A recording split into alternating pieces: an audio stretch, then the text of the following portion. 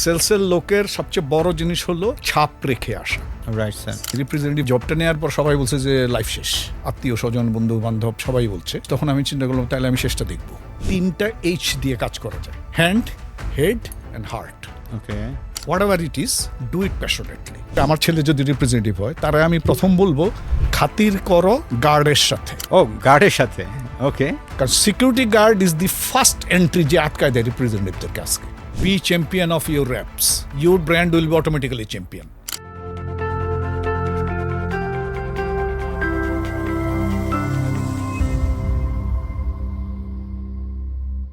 আসসালামু আলাইকুম সবাইকে, শুভ সন্ধ্যা। যে যেখান থেকে আমাদের আজকের এই sales podcast the sales leadership show দেখছেন, সবাইকে আজকে বলতে চাই বাংলাদেশের একজন লেজেন্ডারি ফার্মাসিউটিক্যালসের অন্যতম মানুষ, যিনি সেলস মার্কেটিং দুটাতেই কাজ করেছেন এবং যার অনেক গুণগান আমি এত শুনেছি চিন্তার বাইরে। আজকে আপনারা যারা আমাদের সামনে বসে আছেন, স্পেশালি যারা মার্কেটিংয়ে সেলসে কাজ করছেন, সেলস র্যাপ থেকে শুরু করে একবার top level, on the other hand মার্কেটিংয়ে যারা কাজ করছেন পিএমডি, স্পেশালি প্রোডাক্ট ম্যানেজমেন্ট ডিপার্টমেন্টের, প্রত্যেকের জন্যই থাকবে অসাধারণ কিছু হ্যাকস, টিপস এবং আপনার কেরিয়ার গ্রো করার অনেকগুলো সমাধান। সো চলুন আর দেরি না করে আমরা চলে যেতে চাই আজকের অন্যতম একজন মানুষ, যিনি নোভার্টিস বাংলাদেশের কান্ট্রি হেড ছিলেন। নট অনলি বাংলাদেশ, উনি বাংলাদেশ, শ্রীলঙ্কা, মালদ্বীপ, পরে সৌদি আরবিয়া এই জায়গাগুলোতে লিড করেছেন অ্যাজ এ সিইও, নান আদার দেন জনাব সেলিম সোলাইমান স্যার। আসসালামু আলাইকুম স্যার। ওয়ালাইকুম আসসালাম। স্যার ভালো আছেন স্যার? হ্যাঁ, ভালো আছেন। আপনি ভালো আছেন তো? আলহামদুলিল্লাহ স্যার। স্যারের সম্পর্কে আপনাদেরকে একটু বলে রাখি, স্যার হচ্ছেন, তার ক্যারিয়ার স্টার্ট করেছিলেন সিবাগেইগি থেকে, সেখান থেকে পরবর্তীতে এটাই হয়ে যায় নোভার্টিস। এই নোভার্টিসে উনি 28 বছর চাকরি করেছেন। 28 বছরের এই চাকরি জীবনে উনি মেডিকেল রিপ্রেজেন্টেটিভ থেকে স্যারের ক্যারিয়ারটা শুরু হয়েছে। পরবর্তীতে পিএমডিতে উনি কাজ শুরু করেন এবং সেখান থেকে head of marketing, then head of operations, এরকম করে বাংলাদেশ, শ্রীলঙ্কা, মালদ্বীপ, সৌদি আরবিয়া এই জায়গাগুলোতে নোভার্টিসের উনি চিফ ছিলেন। সো আজকে স্যারের কাছ থেকে এই পুরো জার্নিটা শোনার জন্য আপনাদের সাথে থাকবো আমি, ইউসুফ ইফতি। আপনারা অনেকেই জানেন আমি একজন সেলসেরই মানুষ এবং ফার্মা ইন্ডাস্ট্রির মানুষ, ইয়াস। কারণ 15 বছর আমি অপশন ইন ফার্মায় কাজ করেছি ডিরেক্ট সেলসে, এবং লাস্ট 8 বছর আমি কাজ করছি অ্যাজ এ কর্পোরেট ট্রেনার হিসেবে, তাও আবার সেলস এবং সেলসের লিডার্স যারা তাদেরকেই ট্রেনিং করাচ্ছি। সো আমাদের আজকে দুজনের একটু মূল চাওয়া থাকবে যে আপনারা যারা এখন সেলসে কাজ করছেন আপনাদেরকে কীভাবে আরও সমৃদ্ধ করা যায়। আমি আর দেরি না করে একটু স্যারের কাছে চলে যেতেছি। স্যার, সিবাগেগিতে আপনার ফার্স্ট মেডিকেল র্যাপ দিয়ে শুরু হয়েছিল। জি স্যার, মেডিকেল রিপ্রেজেন্টেটিভ চাকরিটাকে আপনি আসলে এনজয় করেছিলেন কিনা? একটু আমি আপনাকে একটু ব্যাক করি, একটু মানে আমি সংশোধনী দিই। আমি আসলে সিঙ্গাপুর বা সৌদি আরবিয়াতে কান্ট্রি হেড ছিলাম না। আমি ওখানে সিঙ্গাপুরে কাজ করেছিলাম হেড অফ স্ট্র্যাটেজিতে, আর সৌদি আরবে আমার রোল ছিল হেড অফ মার্কেটিং। আমি কান্ট্রি ম্যানেজার হই শ্রীলঙ্কায় যাওয়ার পর, Sri Lanka, Maldives, and then I came to back to Bangladesh. প্রথম কথা হলো, আমি যদি জানতাম এটা রিপ্রেজেন্টেটিভের জব, আমি পসিবলি অ্যাপ্লাই করতাম না। ও, অ্যাপ্লাই করতেন না? আচ্ছা। আমার একটা লক্ষ্য ছিল ইউনিভার্সিটি থেকে বের হওয়ার সময়, মানে ইউনিভার্সিটিতে ভর্তি হওয়ার পর একটা লক্ষ্য ছিল, আমি একদিনও বেকার থাকবো না। বেকার থাকবো না, ওকে। দ্যাট ওয়াজ মাই টার্গেট, যে আমি পাস। কারণ আমাদের সময় খুব ভালো ছাত্ররা মেডিকেল বা ইঞ্জিনিয়ারিংয়ে পড়তো, এখনও যেমন পড়ে। তো আমাদের, আর আমরা যারা ভালো হতাম না তারা ইউনিভার্সিটিতে পড়তাম, যেই সাবজেক্টে পড়ুক। আর আমি খুব ভালো সাবজেক্টে পড়িনি। তো আমরা জানতাম যে ইউনিভার্সিটি থেকে বের হলে আমাদের সময়টায়, সেই আমি বলি 89, বাংলাদেশের জব মার্কেট, এখন যত জব, এরকম জব কিন্তু ছিল না তখন। ইন্ডাস্ট্রি বলতে একমাত্র বড় ইন্ডাস্ট্রি ছিল তখন pharmaceuticals growing because of the এই আপনার 81-এর ড্রাগ পলিসি হওয়াতে এই আপনার লোকাল কোম্পানিগুলো আসা শুরু করছে, and they started recruiting people. And আরেকটা সেক্টর ছিল ব্যাংক, আরেকটা ছিল গভর্নমেন্ট। গভর্নমেন্টের ব্যাপারে আমি ঠিক করেছিলাম I will never do government job. একদিনও বেকার থাকবো না, এই টার্গেটের কারণেই ওই অনার্স পরীক্ষা দিয়ে, যেহেতু গ্র্যাজুয়েশন হলেই আপনি ইয়ে দেওয়া যায়, বিসিএস দেওয়া যায়, I tried and I failed. তবে আমার উদ্দেশ্য ছিল, ইচ্ছা ছিল একটা, যে আমি মাল্টিনেশনালে কাজ করব। তো ওই সময়টায় আমি একাধারে অ্যাপ্লাই করতে থাকলাম, যেটাতে হয়ে যায়, যেই পদ দেখি আর কি। ওকে। তো এভাবে এক সময় আমি, এখনও আমার মনে আছে, 431 একটা পোস্ট বক্স নাম্বারে। তখন মাল্টিন্যাশনাল কোম্পানিগুলো কেন যেন মানে নিজেদের নামে অ্যাপ্লাই মানে কল করতো না, ওই পোস্ট বক্সের নাম দিয়ে। জবটার নাম ছিল মেডিকেল প্রমোশন অফিসার। তা I was thinking this is something different. Interesting হলো যে সে আমার হাতে আসেনি আচ্ছা। টাইমলি আসেনি। তার কারণ আমার ইউনিভার্সিটিতে মারামারি হয়েছে তখন এরশাদের সময়। আমরা 4 বছরের কোর্স অহরহই 5-7 বছরে কমপ্লিট করতে হয়, ঘন ঘন বন্ধ হয়। তো ইউনিভার্সিটিতে মারামারি হওয়াতে হল ভ্যাকেট, আমি চলে গেছি। আমার বাবা তখন চাকরি করতেন কুমিল্লায়, আমি কুমিল্লায় চলে এসেছি, পড়েছি আমি চিটাগং ইউনিভার্সিটিতে। আর এটাকে বোকামিই বলবো বা কিছুই বলবো, বর্তমান ঠিকানা আমি দিয়েছিলাম হলের। আচ্ছা। এখন interesting, I give all the credit to that personal manager. তখনও এইচআর বলতে ব্যাপার আসে নাই, তখনও বাংলাদেশে পার্সোনাল ম্যানেজাররা চালায় আর কি। তো ওই personal manager of Ciba Geigy, he somehow identified যারে একে তো যদি ইয়াতে পাঠাই চিঠিটা তো যাবে না, সে তো পাবে না। তো উনি করলেন কি, আমার গ্রামের ঠিকানায় পাঠিয়ে দিলেন। আচ্ছা, মানে হলে পাঠালে যদি না পান। না, উনি তো ধরেই নিছেন যে ইউনিভার্সিটি বন্ধ। বন্ধ। I give all the credit. আমি আমার লাইফে, আমার কেরিয়ারে আমি ওনার সাথে এখনও যোগাযোগ আছে আমার। ও, তো হি অলসো বিকেম পরে সিইও বা ইয়ার। তো যাই হোক, উনি চিঠিটা পাঠান আমার গ্রামে, কিন্তু গ্রামে তো আমি থাকি না। আব্বা কুমিল্লা থেকে চাঁদপুরে কি কাজে গেছেন, এবং গ্রামের বাড়িতেও যাবেন না, শহর থেকে চলে আসবেন। আমার এক চাচার সাথে দেখা, বলে যে একটা চিঠি আসছে গ্রামে ইংরেজিতে। গ্রামের মানুষ তো ইংরেজিতে বুঝতেছি না, তবে এটা কার জানি না, সেলিম সোলাইমান নাম কার আমি জানি না, সেলিম তো জানি আমাদের সেলিম। তো চিঠিটা মনে তার। তা আব্বা বলছি, চিঠিটা কোথায়? তো বাড়িতে রেখে আসছি। এটা ওই ইয়াতে গ্রামে ডাক পিয়ন তো বুঝতেছে না কোন বাড়ির।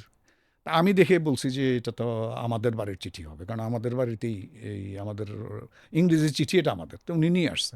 তা আব্বা আবার বললো যে তাহলে চিঠিটা নিয়ে আসো। আব্বা আবার একদিন অপেক্ষা করে চিঠিটা ওনাকে নিয়ে আমাকে, কুমিল্লায় আমি তখন থাকি, এটা দেখে আমি তখন দেখলাম যে ইয়ে পার হয়ে গেছে, ডেট চলে গেছে। ডেট চলে গেছে। কিন্তু সিবাগাইগি, আর সিবাগাইগি তখন আমি জানি সিবাগাইগি খুব নাম করা কোম্পানি। আর সিবাগাইগির নাম করা দুটো ঔষধ আপনার, একটা তো বাংলা সাহিত্যে চলে এসেছিল, সেটা হলো কোরামিন নামে একটা ওষুধ ছিল। বলছে যে বিষয়টি কোরামিনের মতো কাজ করলো। আর সিবাগাইগির সিবাজল ছিল বিখ্যাত একটা ইয়ে। আর তখন অবশ্য অ্যাগ্রোকেমিক্যালস বেশি ইয়ে ছিল। তা আমি মনে করলাম যে যাই এই চিঠিটা নিয়ে। মোটামুটি 1 কাপড়ে চলে আসলাম ঢাকা থেকে, কুমিল্লা থেকে ঢাকায় আসতে। স্যার আপনার তাহলে ওখানে চাকরি হয়ে গেল, মানে সিবাগাইগিতে। সো মেডিকেল প্রমোশন অফিসার আপনি হলেন। হ্যাঁ। সো হওয়ার পরে স্যার এমন কি কোনো জার্নি বা এমন কোনো ঘটনা যেটা আপনাকে আসলে খুব স্ট্রাগল ছিল, সেখানে আপনি উইন করেছেন? মেবি কোনো ডক্টর ভিজিটের ক্ষেত্রে হতে পারে, but target achievement what ever. প্রথম কথা হলো, আমাকে যে টেরিটরিটা দেওয়া হয় আর কি, সেই টেরিটরি হলো দিনাজপুর। আমি দিনাজপুর টেরিটরিতে যাই। ওখানে যে শুনলাম, মানে অন্যান্য যারা রিপ্রেজেন্টেটিভ অন্যান্য কোম্পানির, তারা বলতেছে যে you are the in 4 years or 5 years you are the 6th person, তুমি কবে হারাবা চাকরি। আচ্ছা। এই টেরিটরিতে তো সিবাইগির লোক টিকে না, লোক টিকে না, ইটস ভেরি ব্যাড। এই বললো, এটা হলো একটা। আর দ্বিতীয় কথা হলো যে আসলে এই জবটা নেওয়ার পর সবাই বলছে যে লাইফ শেষ, মানে রিপ্রেজেন্টেটিভ হলো তুমি কেন কী করবা, এটা আত্মীয় স্বজন বন্ধু বান্ধব সবাই বলছে। তখন আমি চিন্তা করলাম তাহলে আমি শেষটা দেখবো। ও, আপনার একটু উল্টা প্রতিক্রিয়া কাজ করেছে। হ্যাঁ, তো এটা যেহেতু মানে টেরিটরি ভালো করছে না, মানে that was not even well covered, যার কারণে লট অফ ডিসস্যাটিসফ্যাকশন ওয়ার দেয়ার। মানে ইন্ট্রোডিউস করে দেওয়ার তো একটা ব্যাপার থাকে, হুইচ ইজ ইম্পর্টেন্ট অনবোর্ডিং এর জন্য, যেটা আমি আমার পরবর্তীতে এইচআরকে সবসময় বলতাম, বা যে কোনো ফার্স্ট লাইন ম্যানেজারকে বলতাম, যে onboarding is one of the most important thing, whether the guy will stay or not. আর তখন এখন যেমন ধরেন সিআরএম আছে, আপনি আমি যখন 2012 এন্ডের দিকে, না 2013-এ আমি বাংলাদেশের আমাদের সেলস ফোর্সের পুরো জিনিসটাকে আইপ্যাডে নিয়ে আসলাম, মানে গ্লোবাল, মানে গ্লোবাল স্ট্র্যাটেজির অংশ হিসাবে। তো আমাদের রিপ্রেজেন্টেটিভ সবাই আইপ্যাড পেয়ে গেল। তো আইপ্যাডে তো ধরেন আপনার নট অনলি তারা কল করা, ওই daily report, doctor list, everything is loaded. CRM, ওই সময় তো সিআরএমের সিস্টেম ছিল না। আমি পেয়েছিলাম একটা হাতে লেখা ডাক্তার লিস্ট। প্রথম আমি গিয়েছিলাম টিবি ক্লিনিকে। টিবি ক্লিনিকে যাওয়ার কারণ হলো, বাংলাদেশে যুগান্তকারী একটা কাজ করেছিল নোভার্টিস বা সিবাগাইগি। তখন কথা ছিল যার হয় যক্ষা তার নাই রক্ষা। কমনলি কমনলি এটা গভর্নমেন্ট থেকেও প্রচার হতো এবং সব জায়গায় টিবি ক্লিনিক ছিল। এবং তখন সিবাগাইগি তার প্রথম মানে ইনোভেটিভ মেডিসিন নিয়ে আসে, রিফাম্পিসিন আবিষ্কার করে, এবং 6 মান্থ কেমোথেরাপি, 6 মাসে টিবি ভালো হবে। অতএব আমি ওইটা এখান থেকে ট্রেনিং থেকে জেনে গেছি, যদিও তখন কোনো সেলস ট্রেনিং আমি পাইনি, স্কিল ট্রেনিং পাইনি। আসলে তারা 3.5 মাস ট্রেনিং করেছিল প্রোডাক্টের উপরে। 3.5 মাস 3.5 মাস 3.5 মাস মানে ফিজিওলজি, অ্যানাটমি থেকে শুরু করে প্যাথোলজি, ফার্মাকোলজি, তারপরে প্রোডাক্ট, প্রোডাক্টের আবার মোড অফ অ্যাকশন থেকে শুরু করে এভরিথিং। আমি ওই টিবি ক্লিনিক ঘুরে আশেপাশে কিছু ডক্টর দেখে টেকে দ্বিতীয় বা তৃতীয় দিন যখন যাই, যে আমি দিই কার্ড দেওয়ার সাথে সাথে একটা জিনিস ছিল, সিবাগিগের কার্ড দেওয়া মাত্র ডাক্তাররা ডাকতো, আলাদা একটা ভ্যালু দিত, আলাদা একটা ছিল সিবাগিগের কার্ড মানে ইমিডিয়েটলি এন্ট্রি। আর এখনকার মতো এত লম্বা লাইনও ছিল না, এটাও ঠিক। আর আমি দেখতাম, ধরেন আপনি দিনাজপুর থেকে মানে এই তেঁতুলিয়া থেকে ঘোড়াঘাট 24টা উপজেলা, 23টা উপজেলা মাই গুডনেস আমার তা আমি কার্ড দেওয়া মাত্রই উনি একজন জিপি ছিলেন, ওকে। এবং জিপি ছিলেন, জিপি মানে হচ্ছে general practitioner, normal MBBS doctor, general MBBS doctor, অনেক সিনিয়র ডক্টর, এবং উনি প্রচুর টিবি রুগী দেখেন। ওকে, দেখে আমি ধরে নিছি ওনার কাছে টিবি রুগী আছে। আচ্ছা, আমি কার্ডটা দিলাম, দেওয়া মাত্র ওনার একজন এই কম্পাউন্ডার থাকে, যেরকম যারা আগে বাড়িতে নিজের বাড়িতে প্র্যাকটিস করতো, কম্পাউন্ডার, ওটা দিলেন। দেওয়া মাত্র উনি আমাকে ডাকলেন। তা আমি ডাকতেই আমি ওনার চেম্বারের দরজায় খালি ঢুকেই দেখলাম টেবিলে অনেক বই, দুই পাশে অনেক বই, উনি মাঝখানে বসে আছেন, ফর্সা করে এক ভদ্রলোক ঢুকে বলতেছে যে সিবাগেগি। আমি বললাম ইয়েস। বললো গেট আউট, হ্যাঁ, আমার এখানে সিবাগেগি নিষিদ্ধ, বের হন আপনি। মাই গুডনেস, আপনি যেভাবে বলছিলেন আমি মনে করলাম যে আপনি বলবেন যে উনি আপনাকে আরো ভালো সাপোর্ট দিয়েছে, কিন্তু আপনাকে প্রথমেই গেট আউট করে দিচ্ছে, তাও একজন নতুন মানুষ। তো উনি যখন আপনাকে বের করে দিল বা বলল, তখন আপনি কি করেছেন স্যার? আমি চলে আসলাম, চলে এসে এবং ওই দিন আমি আর কোনো কাজ করতে পারলাম না। মানে নিতে পারেন না আর কি? আমি কথাটা এটা কি? ব্যাপারটা ঘটেছিল বিকেলবেলা। আচ্ছা, আমি প্রথম কিছুক্ষণ চিন্তা করলাম কি করব। আমি এরকম অপমানিত কোনো দিন হইনি। প্রথম চিন্তা করলাম চাকরিটা ছেড়ে দেব। আর তখন তো মোবাইলও নাই, বসের সাথে কথা বলবো, কারোর সাথে কোনো কিছু যোগাযোগও নাই। আবার ফোন করতে হলে তখন আমরা একটা ওষুধের দোকানের যে ফোন নাম্বার ছিল ওইখানে ফোন করে, আমার বসের বাড়িতেও ফোন নাই, উনি বাড়িওয়ালার ফোন নাম্বারে বলতে হয় অতটার সময় থাকবেন, হ্যাঁ এরকম জানাবেন। করে, মানে এখন এটা অনেকেই বুঝতে পারবে না যে ডিফিকাল্টিসটা কি। তো যাক, আমি পরবর্তীতে চলে গেলাম এবং আমি রাতের বেলা চিন্তা করলাম করবো না চাকরি। তারপর আবার হঠাৎ করে চিন্তা হলো, না এটা তো ছাড়া যাবে না। এইভাবে সপ্তাহখানেক পরে হঠাৎ করে আমার মনে হলো, আচ্ছা আমি আবার যাই না কেন তার কাছে। 7-8 দিনে অনেকবার চাকরি ছাড়ছি, অনেকবার করছি, মানে আমি রিয়ালিটি বলছি আর কি, মানে নিজের মনের সঙ্গে অনেক যুদ্ধ করেছেন আর কি। যুদ্ধ করেছি, করেছি, বাসা পাই না, বাসা খুঁজতেছি, মানে কাইন্ড অফ থিং। 10 দিন পর, আমি এক্স্যাক্টলি তো আর ডেট বলতে পারবো না, তো আবার গেছি, যে কার্ড দিচ্ছি, আবার কার্ড দিলাম, দেওয়া মাত্র আপনাকে না বলেছি আসতে, সিবাগে গিয়ে এখানে ঢুকতে পারবে না। আমি বললাম সেজন্য তো আসলাম। ওকে, মানে আমার জানা দরকার আপনি এটা কেন বললেন। উনি কিছুক্ষণ চুপ করে থেকে বললো, আসেন ভেতরে আসেন, বসেন। তারপরে জিজ্ঞেস করলো আর কি টুকটাক কিছু পরিচয় টরিচয় জিজ্ঞেস করলো। তখন আমি বললাম যে এবার আপনি বলেন, আমি আপনার সাথে কোনো প্রফেশনাল কথা বলতে আসিনি। বলে কি বলতে আসছেন? আমি জানতে আসছি আপনি কেন ওই কথাটা বললেন আমাকে। তখন উনি ওনার দুটো মানে ক্ষোভের কথা বললেন, অভিযোগ দিয়েছেন, অভিযোগ দিলেন। অভিযোগ দুটোই ছিল আসলে রিয়েলিটি না, মিসপারসেপশন। একটা তার অভিযোগের ব্যাপার হলো মানুষ নাম ভুল কিন্তু পছন্দ করে না। আর এখন তো আপনি ইচ্ছে করলে you can reach any doctor through email, or you can phone, or you can video call, all this kind of thing. তো তখন কিন্তু আমাদের সিবাগেগের ওয়ান অফ দি ছিল, অন্যান্য কোম্পানি করতো কিনা জানি না, প্রচুর মেইলিং করতো ডক্টরদের কাছে। মানে ইমেল না, এই পোস্ট মেইল। আমাদের অফিসের নিচতলা ফ্র্যাঙ্কিং মেশিন ছিল, যার কাজ ছিল ওই যে পোস্ট অফিস থেকে ফ্র্যাঙ্কিংয়ের মেশিনটা কিনে অফিসে হতো, একটা চাকরিই ছিল। ওই চিঠির অ্যাড্রেসে ওনার নাম ভুল। এই ভুল নামটা উনি আমার আগের রিপ্রেজেন্টেটিভকে বলেছেন ঠিক করার জন্য। সে মানে কি করেছে জানি না, ওই জন্য ওনার 1 নম্বর।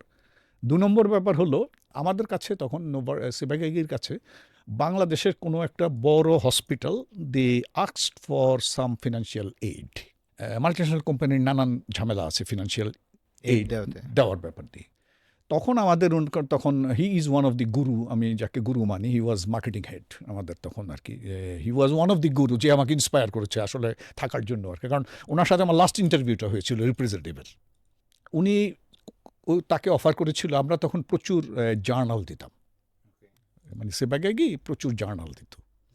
তো একটা জার্নাল এটা আমরা রিপ্রেজেন্টেটিভরা ওই ডক্টরদেরকে দিতাম আর কি। একটার নাম ছিল ডকুমেন্টা সিবাগাইগি, একটার নাম ছিল ফোলিয়া রেমাটোলজিকা, একটার নাম ছিল মেডিসিন ইন্টারন্যাশনাল। মেডিসিন ইন্টারন্যাশনাল ওয়াজ এ ব্রিটিশ জার্নাল। তো এগুলো বাংলাদেশে এখন তো আপনি অ্যাভেলেবল পাওয়া যায়, ইমেইলে বা আপনি ব্রাউজ করলে অনেক কিছু পান। So information was right that time very scarce. যে ল্যান্সেট টাইপের জার্নাল ছিল আর কি। তো ওই জার্নালটা আমরা বাংলাদেশে এনেছিলাম ডক্টরদেরকে ফ্রি দেওয়ার জন্য। তো ওই হসপিটালটি যখন আমাদের কাছে এটা চায়, উনি তখন হি টুক এ ডিসিশন যে আমরা আপনাদেরকে পুরোটা দিয়ে দিব, আর আপনার এটা ডাক্তারদের কাছে বিক্রি করবেন আপনাদের ইনস্টিটিউশনের নামে, টাকাটা আপনারা পাবেন। তখন ওনারা তখন বললেন যে আমরা কিভাবে তাহলে ইয়ে করব, এই কি যে বলে সাবস্ক্রাইবার কিভাবে তৈরি করব। তখন বললো যে ঠিক আছে, অসুবিধা নেই, আমি আমার সেলসের টিমকে দিয়ে আপনাদেরকে সাবস্ক্রিপশন তৈরি করে দেব। তখন আমাদের ওই মানে আমি এটা জানতাম না, আমি কারণ এই ঘটনাটি ঘটেছে আগে এবং এই ঘটনা সম্পর্কে I did not have any background. আমি ওনার কাছে শুনলাম যে উনি একটা ইয়ের সাবস্ক্রিপশনের জন্য তাকে টাকা দিয়েছে এবং সেই টাকাটি দেওয়ার পরে আজ পর্যন্ত উনি একটিও ইয়ে পাননি। অতএব উনি মনে করছেন ওই রিপ্রেজেন্টেটিভ টাকাটা মেরে দিয়েছে, সিবাগাইগির টাকা মেরে দিয়েছে, সিবাগাইগির রিপ্রেজেন্টেটিভ মেরেছে। পরবর্তীতে এই ডক্টরকে দেখে আপনি প্রোডাক্ট লিখাতে পেরেছিলেন? বছরখানেক পর আমি ওনার এখানে গেছি ভিজিট করতে। উনি খুব পান খেতেন, সেলিম সাহেবকে চা দাও, আমি চা খেতেছি। তারপরে উনি কি যেন একটা ইশারা দিলেন আর কি ওনার ইয়েকে, এই কম্পাউন্ডারকে। তো কম্পাউন্ডার ওর বাড়ির ভিতরে চলে গেল, মানে বাড়ির লাগোয়া ইয়ে আর কি। কিছুক্ষণ পরে দেখি যে একটি মেয়ে আসলো, এসে আমাকে আদাব, উনি হিন্দু ডক্টর ছিলেন, আদাব দিয়ে টেবিলের নিচ দিয়ে এসে আমার পা ধরতেছে। আমি তো বুঝতেছিলাম যে কী ব্যাপার কী ব্যাপার। বলে না ওকে দেন, ও আপনাকে নমস্কার করে নেক। ওকে, তাহলে কি বলে এটা আমার মেয়ে 7th স্ট্যান্ড করছে, মেয়েটিকে ওরে বলছি একজন জ্ঞানী লোক আসবে, তার তুই সালাম করবি। ও মাই গড! তার মানে স্যার আপনার এই গল্পটা থেকে আমরা আমাদের দর্শকদেরকে যে জিনিসটা একটু মেসেজ দিতে চাই, যে আপনি যখন মেডিকেল রিপ্রেজেন্টেটিভ হিসেবে ফার্স্ট জয়েন করবেন তখন মার্কেটে আসলে অনেক নেগেটিভিটি থাকবেই।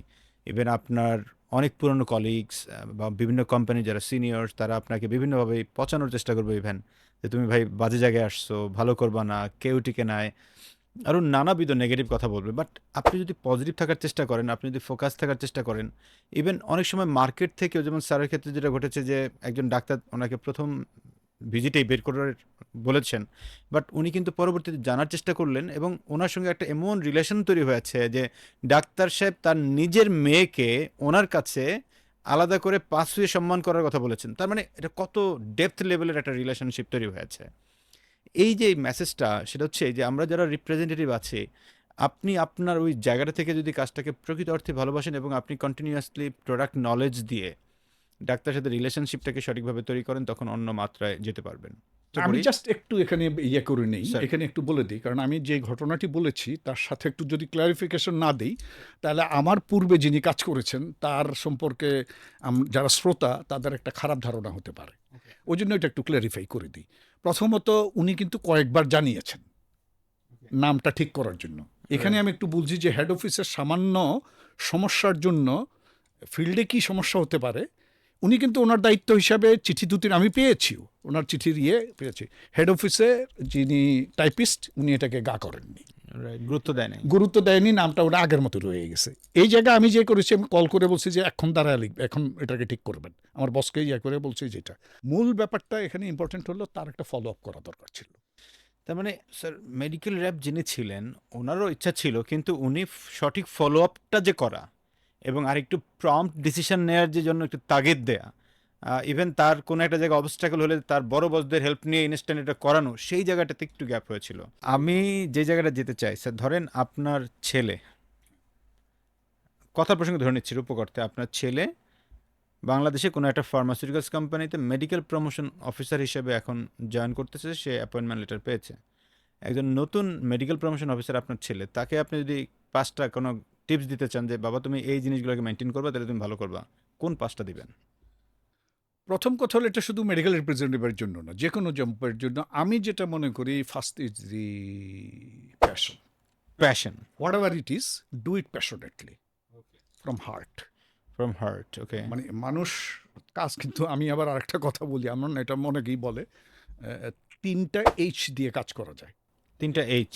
H, okay, we can work with head, hand and heart. Right, তার মানে হাত দিয়ে কাজ করে, অনেকে শুধু হাত দিয়ে Hand, কাজ করে। Head, heart, 3H। H, অনেকে শুধু হাত দিয়ে কাজ করে, মাথা খাটায় না, রাইট, তার কাজ একরকম হয়। যে শুধু হেড দিয়ে করে, হাত লাগায় না, তার তার ওরকম। আবার যে দুটা লাগায় সেটা কিন্তু ভিন্ন হয়। রাইট, আর যে হার্টটা যোগ করে, তখন এটা অসাধারণ দ্যাট হয়। Become amazing. আমি প্যাশন ড্রিভেন মানুষ, আমার সর্বোচ্চটা দিব এখানে। আমি প্যাশন ড্রিভেন মানুষ। এটা হলো একটা। আর একটু ডু সামথিং ডিফারেন্ট মানে সবাই যা করে আমি একটু ডিফারেন্টলি করবো আর কি করতে কাজটাকে। হবে, otherwise you cannot put your dent. আপনার ছাপ রাখতে হবে। তো রাইট স্যার, সেলসের লোকের সবচেয়ে বড় জিনিস হলো ছাপ রেখে আসা। রাইট। একই সন্ধ্যায় এখন যেটা হয়েছে, ডাক্তাররা তো বাংলাদেশে এখন আপনার প্রত্যেকটা বসে এখন ডায়াগনস্টিক ক্লিনিকে, আমাদের মতো ওই ইন্ডিভিজুয়াল চেম্বারে বসে না। এবং আরও ইম্পর্টেন্ট হয়ে, আমার ছেলে যদি রিপ্রেজেন্টেটিভ হয়, তারা আমি প্রথম বলবো খাতির করো গার্ডের সাথে। ও, গার্ডের সাথে? ওকে, সিকিউরিটি গার্ডের সাথে। কারণ security guard is the first entry যে আটকায় দেয় রিপ্রেজেন্টেটিভদেরকে আজকে। রাইট। আপনি তো রিপ্রেজেন্টেটিভ চেম্বার সম্পর্কে যেতে পারবেন না। না। এ হলো একটা। দ্বিতীয় কথা, ডোন্ট ইগনোর দি অ্যাটেন্ডেন্ট। ওই যে ডক্টর অ্যাটেন্ডেন্স যিনি থাকেন, এরা অনেক সময় কার্ড হাতে নিয়ে পকেটে রেখে পরে বলে ডাক্তার সাহেব বলে নেই আপনাকে আসতে। সো টু ব্যারিয়ার, এটা হলো, মানে আমি ওই জন্য বলি কাউকেই আপনাকে কোনো stakeholder in the job ignore করার সুযোগ নাই। ইগনোর না, সবাইকে সম্মান দিতে হবে। হিউম্যান বিং হিসেবে আপনাকে সম্মান করতে হবে। এখন হয় কি, 10টা 11টার দিকে 20 জন রিপ্রেজেন্টেটিভ লাইন দিয়ে দাঁড়ায় থাকে, মানে দে আর স্ট্যান্ডিং ওভার দেয়ার। তারপর দেখা যায় যে আবার আরও ব্যাপার আছে, ABC কোম্পানি করে, কোন কোম্পানি কবে যাবে। ডাক্তার টাকা গুনে আর বলেন। এর মধ্যে ডাক্তার তাকেই মনে রাখে যে ছাপ রেখে আসতে পারে, ডিফারেন্ট কিছু করবে, ছাপ রেখে আসতে পারে। ছাপ রেখে আসতে পারবে। Right sir. ছাপ রেখে আসার জন্য কোনো একটা কি উদাহরণ দেবেন যে ইয়াস এরকম ভাবে হয়তো বা করলে ডু ডিফারেন্টলি হতে পারে? এক্সাম্পল, আমি ডক্টর চেম্বারে ঢুকলাম, ডাক্তার তো টাকা গুনতেছে কারণ সারাদিন সে রুগী দেখছে, তো আমার এমন কোন কথা বা এমন কোন আচরণ দিয়ে আমি তাকে একটু ডিফারেন্স প্রকাশ করতে পারি? প্রথম কথা হলো যে আমরা ডাক্তারের কাছে কি জন্য যাই? প্রেসক্রিপশনের জন্য স্যার। প্রেসক্রিপশনের জন্য যাই। সমস্যাটা কার? সমস্যাটা তো আমাদের স্যার। আমার সমস্যা আমি তার কাছে চাপাচ্ছি কেন?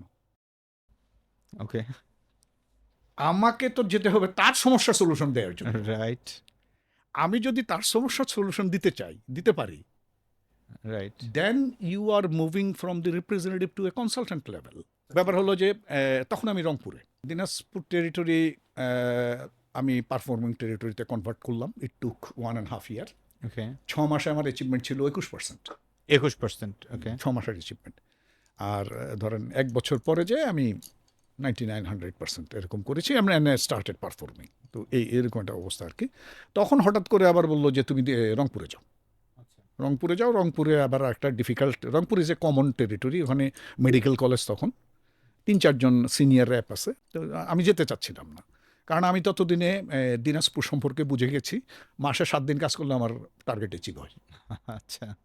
আমি জানি কখন কোন ডাক্তারকে যেতে হবে, কখন কোন ইয়াকে কি বলতে হবে। মানে আপনার যেটুকু কাজ সেটুকু আপনি কতক্ষণের মধ্যে কমপ্লিট করতে পারবেন, ইউ নো ভেরি ওয়েল। হ্যাঁ, তো এখন আমি জানি যে নতুন টেরিটরিতে গেলে আবার আমি যে ওই 6 মাস দিনাজপুরে যে আমি 18 ঘন্টা কাজ করেছি, সেটা আবার করতে হবে। তো যাই হোক, প্রতি মাসে আমাদের মান্থলি মিটিং হতো। স্যার সব হয় হ্যাঁ, স্যার। মান্থলি মিটিং সবার হয়, কিন্তু মান্থলি মিটিং এই সেশনটা আছে কিনা আমি জানি না।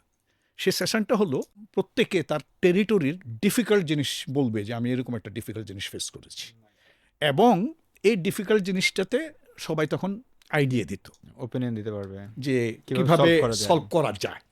Very powerful. আবার অনেক সময় ডিফিকাল্ট ডক্টর নিয়ে আলোচনা, বেশি ডিফিকাল্ট ডক্টর নিয়ে আলোচনা হতো। সেলস পিপলের one of the biggest issue is they create monologue, okay, যা মুখস্থ করে গেছে ওটা বলে চলে আসে। Right.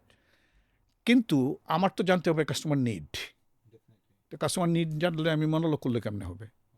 So we need to ask question. তো আমাদের ওই ট্রেনিংয়ে কিন্তু আমাদেরকে একটা ট্রেনিং ছিল যেটাতে আস্কিং কোয়েশ্চেন শেখানো হতো, and different kind of question, close ended question কাকে বলে, ওপেন এন্ডেড কোয়েশ্চেন কাকে বলে, বিটিকিউ কাকে বলে, আইদার ওর কোয়েশ্চেন কাকে বলে, এরকম নানান কোয়েশ্চেন। তো এগুলো আমাদের ইয়ে ছিল, আবার এগুলো কিন্তু আমাদের প্র্যাকটিস হতো ওই মিটিংয়ে। By the way, BTQ means হচ্ছে benefit benefit tag question, benefit tag question. আমাদের অডিয়েন্স জেনারেল তো বুঝবে না। হ্যাঁ, বেনিফিট ট্যাগ কোয়েশ্চেন মানে you add a benefit of the product and then ask a question. Right sir. যেমন আপনার কাছে যদি মনে হলো যে একজন লোক খুব মিষ্টি কম পছন্দ করে, রাইট। আপনি তখন একটি মিষ্টি বিক্রি করতে চাচ্ছেন, আপনি তখন বললেন যে আমাদের এটাতে খুবই সামান্য, মানে মিষ্টির পরিমাণ অতি সামান্য, আপনি যেহেতু মিষ্টি পছন্দ করেন না সেদিন এই অতি সামান্য মিষ্টিটা আপনি কি পছন্দ করবেন? This is BTQ. তো তার মানে তাকে, তাই সে মিষ্টি কম খেতে চায়, রাইট। তাকে বেনিফিটটা দিলেন আপনি, ইনস্টিড অফ সেইং দ্যাট এই মিষ্টিটা ভালো নিয়ে নেন। স্যার, আপনি যেটা ছিলেন আর কি, যে আপনার ওই ডক্টর। না, হ্যাঁ, ওইটাই বলছি আর কি। তো এগুলো পারফরমেন্স ইভ্যালুয়েশনে যেত। ওকে। এখন একজন ডক্টরের সম্পর্কে সারাক্ষণ শুনে আসতাম, ওই আমার সিনিয়র বসরা বলতেছে, সিনিয়র রিপ্রেজেন্টেটিভরা, ওনারে কোনো প্রশ্ন করা যায় না, উনি প্রশ্ন পছন্দ করে না, ওনারে প্রশ্ন করে না কেউ। আচ্ছা। When you are coming to a new territory which is a combined territory, তখন দেখা যায় জুনিয়র যে আসছে তার কাছে সব ডিফিকাল্ট ডাক্তারগুলো দেয় আর ভুয়া কেমিস্টগুলো দেয়। ভুয়া কেমিস্ট। মানে যাদের ভুয়া কেমিস্ট, মানে সরি আমি আমি লোকাল ল্যাঙ্গুয়েজে বলছি। খুব কমনলি স্যার, ইনফ্যাক্ট বাংলাদেশে তো স্যার আমরা এরকম প্রচুর, আমরা মেডিকেল র্যাব। হ্যাঁ, তো আমার কথা হলো যে ভাই, যেই লেভেলের কথা বলছি আমাকে ওইটার মতো কথা বলা। আমি কৃষকের সাথে যে কথা বললে তো হবে না।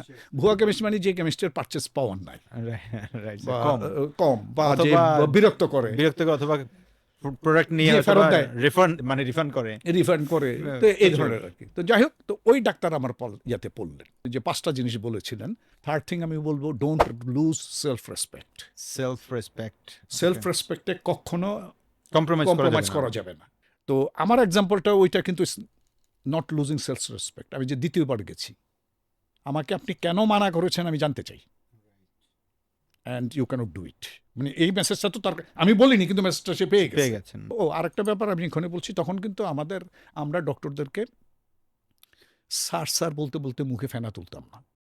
আচ্ছা, একদম খুব আমাদের কথা ছিল ডক্টর, ডিয়ার ডক্টর সাহেব, ডাক্তার সাহেব বা এই কিছু কিছু ক্ষেত্রে আমরা হয়তো বলতাম চাচা, মানে যেহেতু সম্পর্ক ইয়ে হয়ে গেলে। আর খুব সিনিয়র না হলে আমরা স্যার বলতাম না, যে একদম। তো উনি হ্যাঁ, প্রফেসর লেভেল টেবল না হলে আমরা স্যার বলতাম। এখন তো আমি দেখি যে পারলে চিকিৎসক স্যার ডাকে। তো এগুলি হলো লুজিং সেলফ রেসপেক্ট। তো এখন ব্যাপারটা হলো, ওই ডাক্তারের কাছে আমি গেছি, উনি হলেন মেডিসিন ডিপার্টমেন্টের হেড, সিনিয়র ডক্টর, গম্ভীর লোক, কোনো কথা বলে না, কিছু বলে না, প্রশ্ন করা যায় না। আমি তো জানি প্রশ্ন করা যাবে না। আমি ওনাকে 2-3 বার ভিজিটও করে ফেললাম প্রশ্ন করা ছাড়া।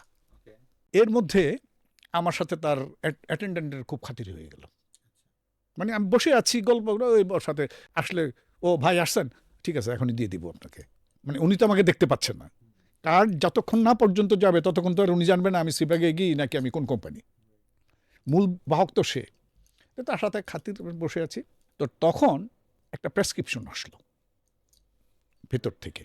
আসার পরে আমি প্রেসক্রিপশনটা দেখছি, যেটা এখন যেমন হয় যে ধরনের রিপ্রেজেন্টেটিভরা যেভাবে প্রেসক্রিপশন নিয়ে টানাটানি করে, ছিঁড়ে যায় প্রেসক্রিপশন, মারামারি হয় তুলে, এগুলো clearly violation of patient privacy. তো ব্যাপারটা হলো, আমরা প্রেসক্রিপশন দেখতাম কিন্তু আমাদের ওটা অ্যালাউড ছিল না। রুগী উনি দেখেন, প্রফেসর মেডিসিনের, টিভির যত রুগী আসে সবই আসে ওনার কাছে। আমি দেখি উনি ওখানে ডোজ ভুল লিখছেন। অ্যাটেন্ডেন্টকে আর বললাম না যে উনি ডোজ ভুল লিখছেন, কারণ এটাতে তা বললে তো আবার ডাক্তারের ধরেন কমে যাবে, ডাক্তারের সম্পর্কে একটা, আবার পরে সে কি বলা তো যায় না। তাই বললাম যে এই পাল্লা আবার একটু বলেন না, এখন একটু আমাকে যেতে করতে দেন না স্যার, যদি ফ্রি থাকে। বলে ঠিক আছে, অসুবিধা নেই। দিছে, ডাকছে স্যার। তো যে আমি তখন ওনাকে প্রথম প্রশ্ন করলাম। এখন প্রশ্নটা করতে যে আমি চিন্তা করছি কি বলা যায়, আপনি ভুল লিখছেন, এটা তো বলা যায় না। বললাম না স্যার, আপনি তো টিচার, আপনি সবাইকে পড়ান। আমরা ফার্মাসিউটিক্যাল কোম্পানি আমরা ইনোভেটিভ কোম্পানি আমরা আবিষ্কার করি এবং আমরা ট্রায়াল দিই, প্রচুর ক্লিনিক্যাল ট্রায়ালের উপর ভিত্তি করে তারপরে আমরা আপনাদেরকে বিভিন্ন ডোজ সাজেস্ট করি। That can be different in real life, এবং সেটা স্যার আপনাদের মতো টিচাররা স্যার ঠিক করেন রিয়েল লাইফে কোন ডোজটা আসলে যাবে, কাজ করে, right. কিভাবে কাজ করে। উনিও অনেকক্ষণ অবাক হয়ে শুনলেন। তাহলে স্যার আপনি এই টিউবারকুলোসিসের ঠিক কোন টাইপে বা কোন সমস্যার কারণে আপনি এরকম ডোজ লেখেন? বলে এটা লিখেছি নাকি আমি? আমি বললাম, স্যার একটু আগে দেখলাম। কখন? বললাম, স্যার এই প্রেসক্রিপশন। সাথে সাথে ডাকো ওই লোকটা লাকো, লোকটা আসছে হাতিবান্ধা না কোন জায়গা থেকে, সাথে সাথে এটাকে ঠিক করলেন এবং উনি আমাকে ধন্যবাদ দিলেন এবং উনি এই চাটা তো খাওয়াইলেন। তারপর থেকে কিন্তু আমি যাওয়া মাত্র উনি গল্প করতেন। স্যার তাহলে আমরা যদি এখানে আমাদের দর্শকদেরকে একটু রিক্যাপ করি, ব্যাপারটা হচ্ছে এরকম যে আমি আপনাকে প্রশ্ন করেছিলাম যে একজন মেডিকেল রিপ্রেজেন্টেটিভকে বর্তমানে কোন 5টা টিপস আপনি দিবেন। সেক্ষেত্রে আপনি ফার্স্ট বলেছেন যেটা প্যাশন, যে আপনি যেই কাজটাই করবেন সেটাকে প্যাশনের হিসেবে নেন। একটা বিখ্যাত কনসেপ্ট আছে স্যার, সেটা আপনিও জানেন, যে লাভ হোয়াট ইউ ডু অথবা ডু হোয়াট ইউ লাভ। আপনি যেটা বলছেন এটাকে আমি আবার 3L বলি। ও 3L, ওকে। আমি 3L বলি, এটা কিরকম LLFও বলতে পারেন। আমি আমার ক্লাসের স্টুডেন্ট, আমি ব্রেকে পড়াই, আচ্ছা, MBA আচ্ছা। BBA তে পড়াই। Love it or leave it, if you can't leave it fall in love. Fall in love. এখন LLF বলতে পারেন। রাইট, তার মানে হয় আপনি পছন্দ করে বিয়ে করেন, নাহলে বিয়ে করে ফেললে এটাকে ভালোবাসেন। যদি আপনি ঢুকেই পড়েন এই লাইনে, ইট মিনস আপনি এটাকে মানে প্যাশনেটলি কাজটা করতে হবে, আদারওয়াইজ আপনি এটা গ্রো করতে পারবেন না। আপনি সিকিউরিটি গার্ড থেকে শুরু করে যারা হচ্ছে ডক্টর অ্যাটেন্ডেন্স আছে, প্রত্যেকের সাথে আপনার একটা গুড রিলেশনশিপ তৈরি করতে হবে, ক্রিয়েট এ নেটওয়ার্ক। নেটওয়ার্ক তৈরি করতে হবে, আদারওয়াইজ হবে না। থার্ড থিংস হচ্ছে যে ডক্টরদেরকে তো সবাই ভিজিট করে, আপনিও করছেন, কিন্তু আপনার ভিজিট করার মধ্যে যেন একটু ডিফারেন্স থাকে। সেটা ডিফারেন্ট কাইন্ডস অফ কাহিনী হতে পারে। তখন স্যার একটা গল্পের ছলে আমরা বললাম যে অনেক ধরনের প্রশ্নের আলোকে হতে পারে, বা ডক্টর কি পছন্দ করে সে আলোকে হতে পারে। হোয়াট এভার, আপনি খুঁজে বের করবেন যে আপনার ওই ডক্টরকে ভিজিট করতে গিয়ে কোন কথাটা বললে উনি আপনার দিকে অ্যাটলিস্ট ফেসটাকে একটু উঠে তাকাবেন, আপনার দিকে মনে রাখবেন, সেই বিষয়টা ছাপটা রেখে আসার জন্য আপনার দরকার। এই জিনিসটাই কথাই বলি, Sir. You need to be observant as well. Observant, দেখতে হবে, রাইট, আমরা দেখলেই দেখি না। এই ঘটনাটি, then I was head of marketing. Okay. আমি আমার এক কলিগকে বললাম তোমার এক ডাক্তারের সাথে আমি ভিজিট করতে যাব। নিয়ম ছিল আমি যখন রিপ্রেজেন্টেটিভদের সাথে কাজ করতে যেতাম, আমার কলিগদের সাথে, আমরা ফিল্ড অফিসার বলতাম, তাদেরকে অ্যালাউ করতাম না আমার জন্য প্রি অ্যাপয়েন্টমেন্ট করা, যে হেড অফ মার্কেটিং আসতেছে, এটা প্রি অ্যাপয়েন্টমেন্ট করা যাবে না এবং আমার পরিচয় সে দিতে পারবে না। কল করার শেষে আমি আমার পরিচয় দিব। আমার সিবাগেগি বা নোভার্টিসের সেলসের ইয়ার কথা ছিল যে সেলস র্যাপ যখন ডক্টর চেম্বারে ঢুকবে, আপনি সিইও হলো, king is the rep. Definitely. তার যদি ভুলও হয়, ভুল ধরা যাবে না সেখানে।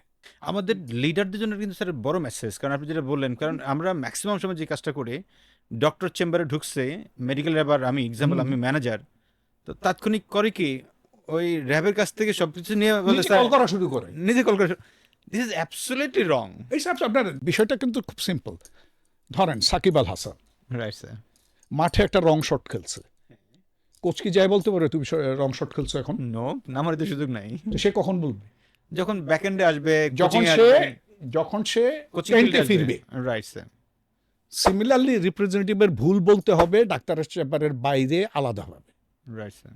সামনে বলা যাবে না। তো এই নিয়মগুলো আমরা মানতাম আর কি। বর্তমানে এগুলো স্যার খুব একটা কম, বড় কোম্পানিগুলো মানতেছে না, মানে এটা খুবই চরম একটা না। বাজে একটা অবস্থা আর কি। তো এখন আমি আপনি যেটাকে বলি আর কি, যে জন্য অবজারভেন্টের কথা বলছিলাম। Right, sir. যেমন ধরেন এখন আমাকে ওইরকম ও তো জানে যে মার্কেটিং হেড আসছে, আর আমি জানি না why I was a kind of, সবাই নাকি আমাকে ভয় পেত। এখন যদিও বলে যে কেন ভয় পেতাম জানি না, আপনি তো খুব ভালো মানুষ বা আপনি আমাদের প্রিয় মানুষ। না, বড় স্যারদেরকে একটু তো স্যার market এ এটা ভয় ভয় পাবেই। তো সে তো মোটামুটি ভয়ে যতই তারে আমি করতে চাই, সে আমারে বুঝাইলো স্যার উনি এখন খুব চাপে আছেন, কোনো প্রশ্ন করা যাবে না, উনি আমারে 30 সেকেন্ড টাইম দিবে, 30 সেকেন্ডের ভিতর বলে স্যার আমি বাইরে হয়ে যাবো। ওকে, তাহলে ঠিক আছে, হোয়াট এভার ইট ইজ, অসুবিধা নেই। মিরপুরের একজন ডক্টর, উনি হি ইজ, এবং আমাদের কার্ডিওলজিস্ট, এবং বাংলাদেশে আমরা ডায়োভান নামে একটা, যখন বাংলাদেশে হাইপারটেনসিভ ওষুধ 1 টাকা 1.5 টাকায় বিক্রি হয়, তখন আমরা 40-50 টাকা ট্যাবলেট বিক্রি করা শুরু করছি আর কি। তো ওইটারই একজন গুরুত্বপূর্ণ ডক্টর কল করে করেই বলতেছে, আর ডাক্তার সাহেব বলছে আচ্ছা আচ্ছা আচ্ছা, ঠিক আছে যান, আমার যাই আবার এখন খাতা দেখতে হবে, এখন একটু মানে একটু তাড়াহুড়ো আছে আর কি। আমি আবার হাসতে হাসতে বললাম ঠিক আছে স্যার, আপনি তো খাতা দেখবেনই, তো স্যার একটু সবাই তো স্যার আপনার মতো ব্রিলিয়েন্ট না, সবাই তো আর গোল্ড মেডেল না, একটু সহজভাবে দেখি না, নাম্বার টাম্বার দিয়ে। কেমনি বললেন আপনি এটা? আচ্ছা, আমি তো গোল্ড মেডেল পেয়েছিলাম। হ্যাঁ, অ্যান্ড দি আলোচনা শুরু। ইট লাস্ট 1 আওয়ার। যেখানে 30 সেকেন্ড সময় দিবে না। তখন এখন বের হওয়ার পরে আমাকে আমার কলিগ জিজ্ঞেস করে, স্যার আপনি এটা কেমনি জানলেন? আমিও তো কিউরিয়াস, আপনি জানলেন কিভাবে?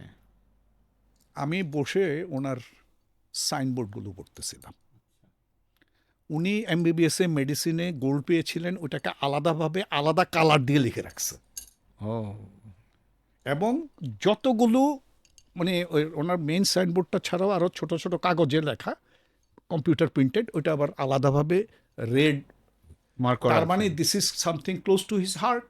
ডেফিনেটলি, যেহেতু এর একটু বোল্ড করেছে উনি। বোল্ড করে লাল করে এবং বারবার লেখা আছে। আচ্ছা, এই যে এখন আমি যদি বলি different, this is something different. Definitely sir, আমরা যারা দেখছেন আমাদেরকে খেয়াল করে দেখেন, এখানে কিন্তু মারাত্মক একটা চুম্বকীয় পয়েন্ট দিয়েছে, যে আপনি যদি অবজারভার হন, ডাক্তার কোন জিনিসটাকে পছন্দ করে ওনার লেখার মধ্য থেকে কিন্তু আপনি অনেক জিনিসকে বের করতে পারবেন। ওনার কাছে ঢোকার জন্য আপনি এইরকম ছোটোখাটো বিষয়, আপনার কাছে মনে হতে পারে এটা ছোটোখাটো, বাট ইটস এ বিগ। আপনি দেখেন 30 সেকেন্ডের জায়গায় 1 ঘন্টা সময় পেয়েছেন ওনারা পরবর্তীতে। তার মানে আপনি যদি একটু বেশি অবজারভেন্ট হন, তখন আপনি জিনিসটা খুঁজে বের করতে পারবেন।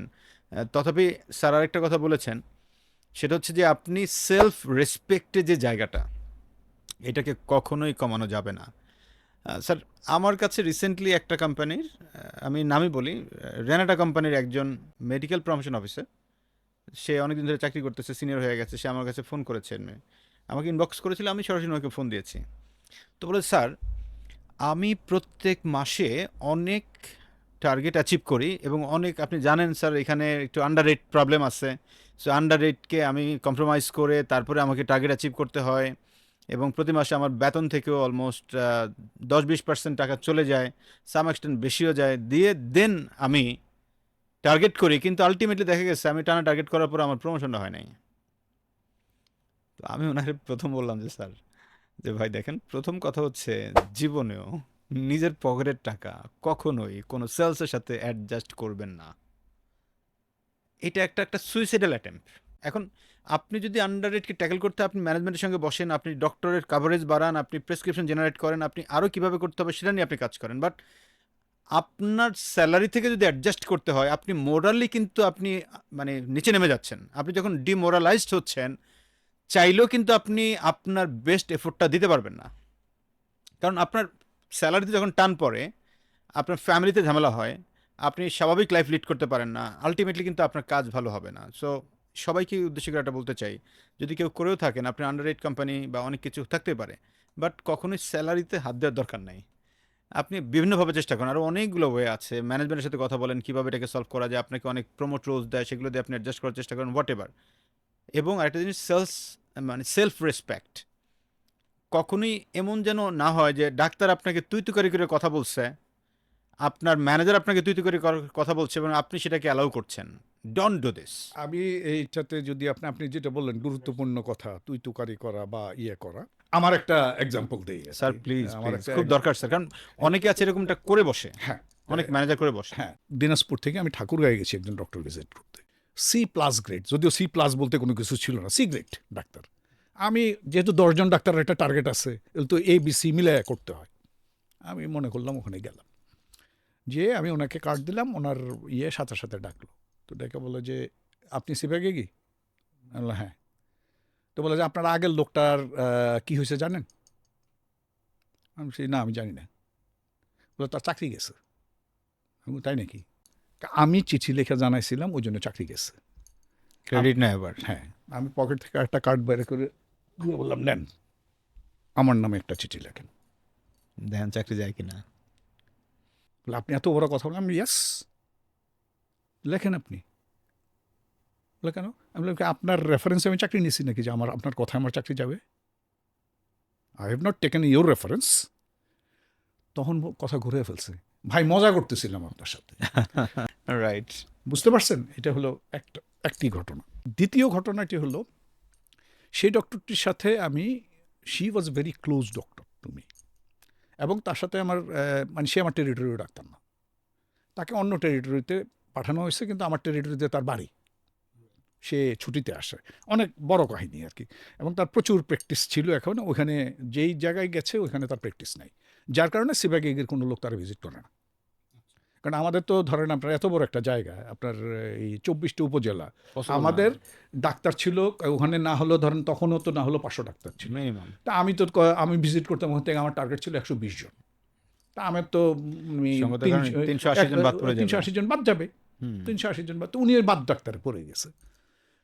তো এখন উনি দিনাজপুরে আসলে আমার সাথে কেমনে কেমনে খাতির হয়েছে। আমি আবার আড্ডাবাজ জাতীয়, আমি জানি না আপনি কথা বলতে যেয়ে বুঝেন, আমার যে কোনো জায়গায় গেলে আই ক্যান ক্রিয়েট অ্যান আড্ডা। তো ওই পরিচয় হওয়ার কারণে উনি ওনার প্রয়োজনীয় অপ্রয়োজনীয় এই জার্নাল দিয়ে শুরু আর কি। আমারও তো জার্নাল দেয় না, এই না সেই না, আমি দিতাম বা কখনো ওষুধ টষুধ লাগলে, আমাদেরটা যেহেতু একটু দামি। তারপরে এরকম 2 বছর তাকে ইয়ে করেছি।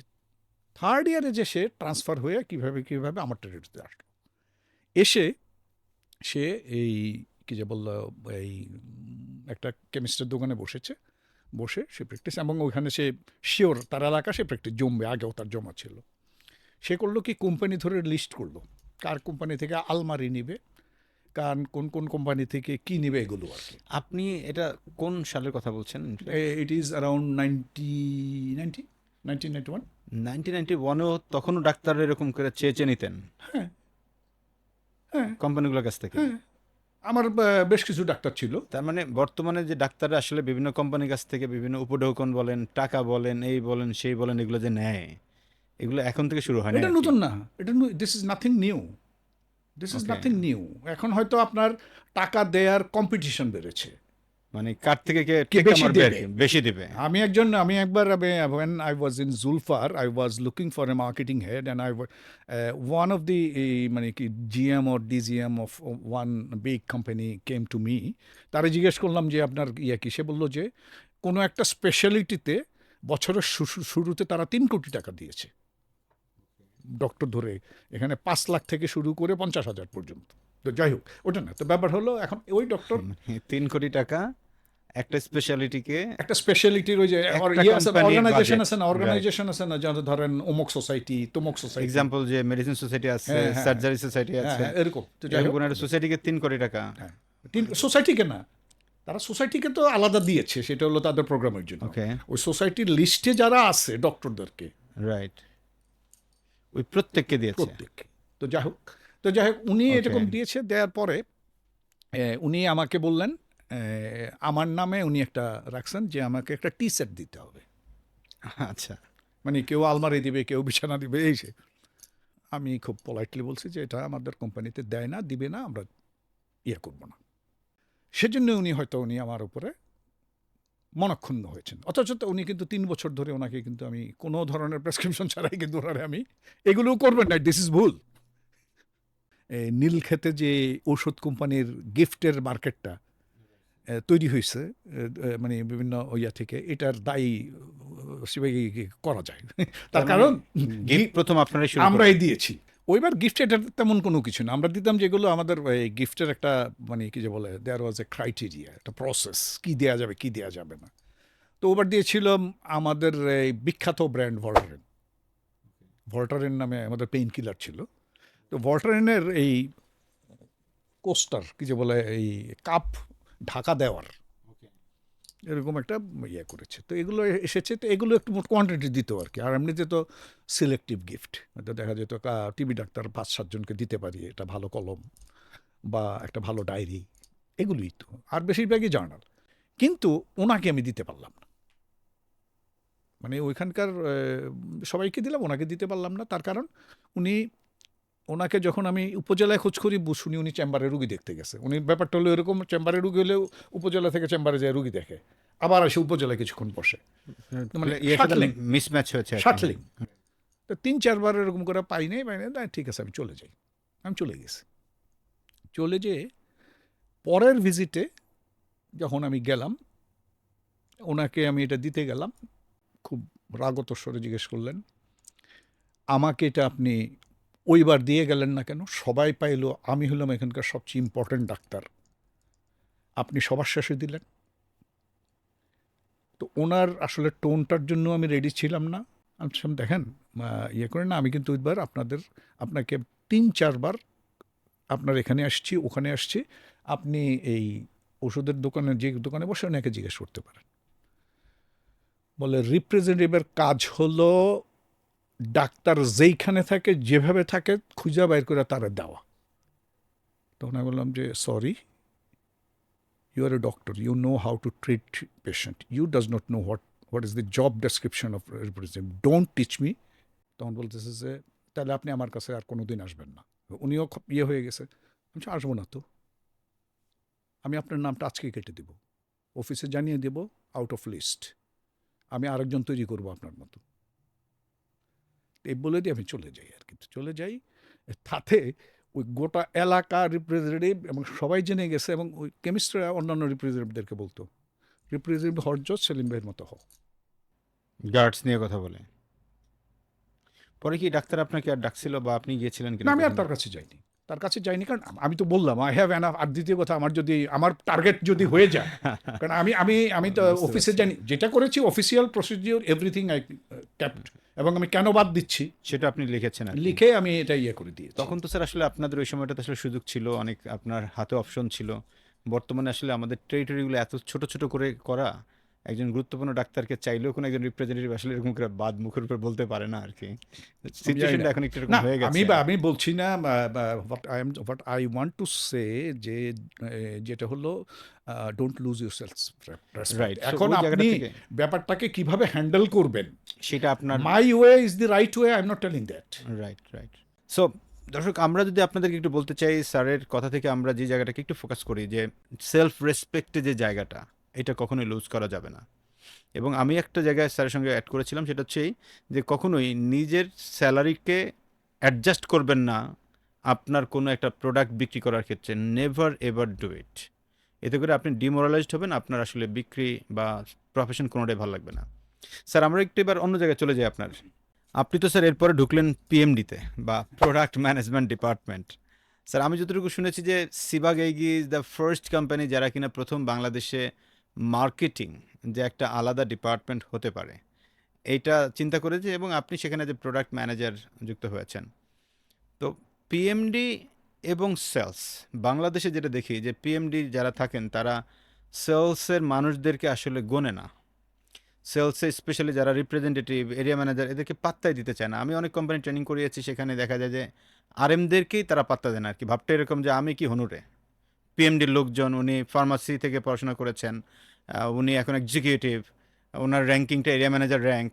তো সব কিছু মিলিয়ে মানে এই যে জায়গাটা, অহমিকাটা, এটি কি আসলে থাকা উচিত, বা এই বিষয়টা নিয়ে আপনার আসলে ওপিনিয়নটা কি? না, প্রথম কথা হলো যে কোনো কোম্পানি ডুবানোর জন্য সবচেয়ে উত্তম উপায় হলো পিএমডি এবং সেলসের মারপিট। Marketing and sales need to work hand in hand. কিন্তু ব্যাপারটা হচ্ছে যে বাংলাদেশের যেটা আমাদের সোশিও ইকোনমিক কালচারালি আমাদের এই জবগুলো আমরা ডিফাইন করে ফেলি। যেমন বাংলাদেশে ধরেন, আপনি যদি সরকারি চাকরি করেন, কেউ কিন্তু জিজ্ঞেস করবেন আপনি কি চাকরি করেন, আপনার কাজ কি, রাইট।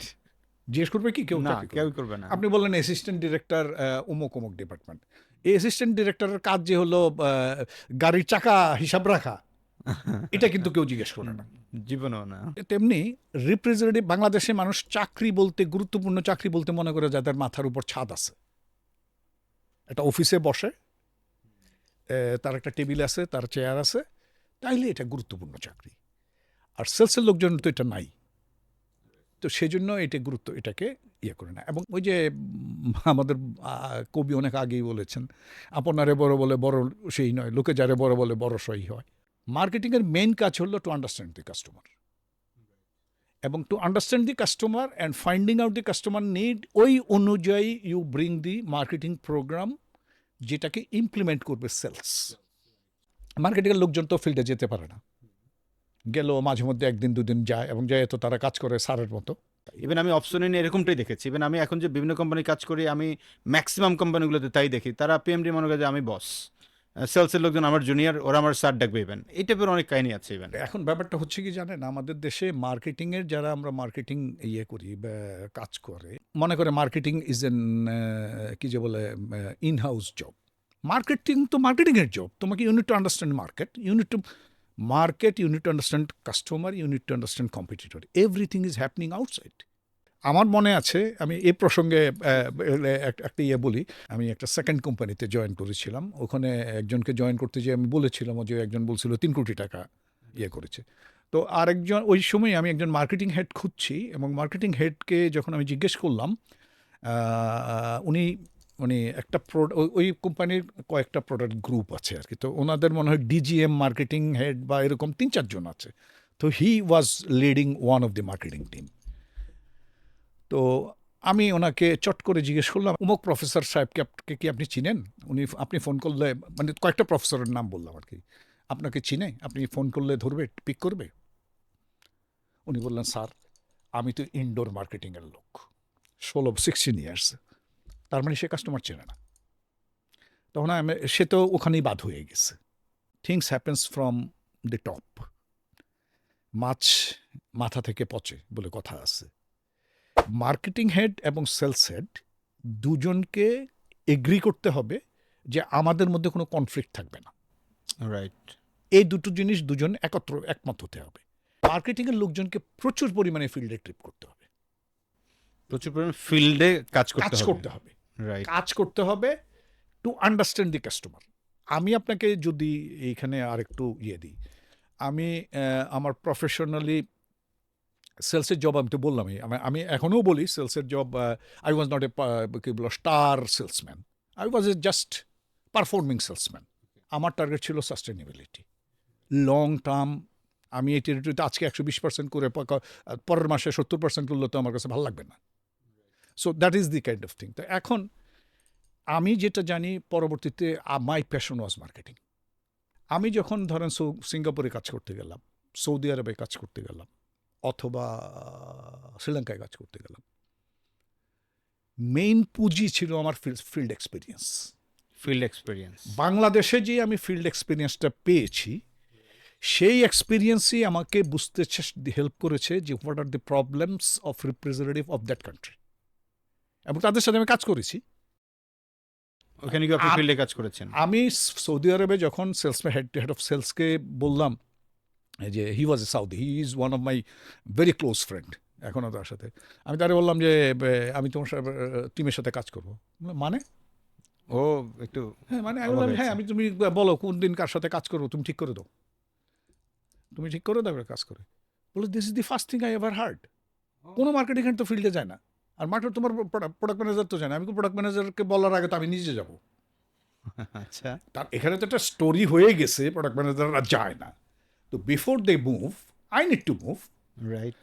তো আমি তাদের সাথে কাজ করতে গেলাম, এবং তাদেরকে, আর ব্যাপারটা হলো basic human need, basic human emotion আর same. Selling process is same, কাস্টমারই। আর আমরা তো কাজ করছিলাম গ্লোবাল ব্র্যান্ড নিয়ে, রাইট। এবং গ্লোবাল ব্র্যান্ডগুলোতে যে আমাদের ব্র্যান্ড প্ল্যান, এগুলো আমরা কিছুটা লোকালাইজড করে নেই, মোস্টলি তো গ্লোবাল। রাইট। সেলস এবং মার্কেটিংকে হ্যান্ড ইন হ্যান্ড কাজ করতে হবে। এবং আমি বাংলাদেশে যখন আমি হেড অফ মার্কেটিং হই, হেড অফ মার্কেটিং হওয়ার আগে আমার অফার ছিল হেড অফ সেলস হওয়া আমার কোম্পানিতে, আমি সেটা ডিক্লাইন করেছি।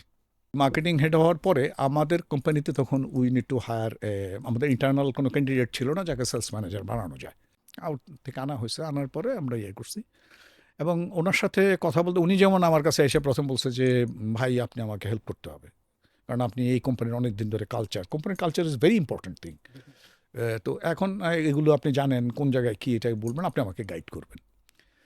আমি কোনো সমস্যা নেই, আমি আপনাকে সবই ইয়ে করবো। আর আরেকটা ব্যাপার হলো, আপনার যদি মার্কেটিং নিয়ে কোনো সমস্যা হয়, আপনি straight come to my room. ওই আপনার রিজিওনাল ম্যানেজার, ডিভিশনাল ম্যানেজার, এদের সাথে বসে গল্প করে তারপরে সিইওরে যায় বলবেন বা এগুলো না করে straight come to me and do all fight in my room.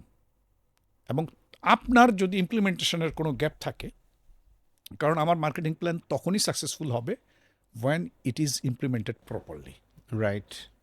Implemented properly করতে গেলে আমার অ্যালাইন্ড হতে হবে। তো এখন আমার যদি মনে হয় ইমপ্লিমেন্টেশনে কোনো সমস্যা হচ্ছে I straight go up to you. আমরা দুজন ঝগড়া করি, মারামারি করি উইদিন রুম থেকে বের হবো গলাগলি করে, একসাথে চা খাবো, সিগারেট খাবো, যাতে লোকজন চান্স নিতে না পারে। তো this is one thing. And same thing আমি কিন্তু এই সৌদি আরবে যে আমি জানি আই এম এ ফরেনার, এবং ফরেনার না, সৌদি আরবে biggest challenge was that everyone was perceiving me as a মিসকিন। তারা বলতেছিল হাউ কাম এ মিসকিন become our head of marketing. Sir আপনি যখন সৌদি আরব যাচ্ছিলেন, তা বাংলাদেশের ওই টাইমটাতে আপনি টোটাল আপনাদের মার্কেট ভ্যালু কত টাকার ছিল? আমার তো $10 million ছিল। $10 million। আপনি ওইখানে গিয়ে পেলেন সেটা কত $1 million? $175 million। তার মানে $10 million কোম্পানির একজন হেড অফ মার্কেটিং, আপনাকে দেওয়া হয়েছে $175 million কোম্পানির ওই মার্কেটের হেড অফ মার্কেটিং করে। এই যে একটা বেসিক বিশাল চেঞ্জ, এই চেঞ্জেসটাকে আপনি ট্যাকেল করাটা তো আসলে অনেক বড় চ্যালেঞ্জিং ছিল।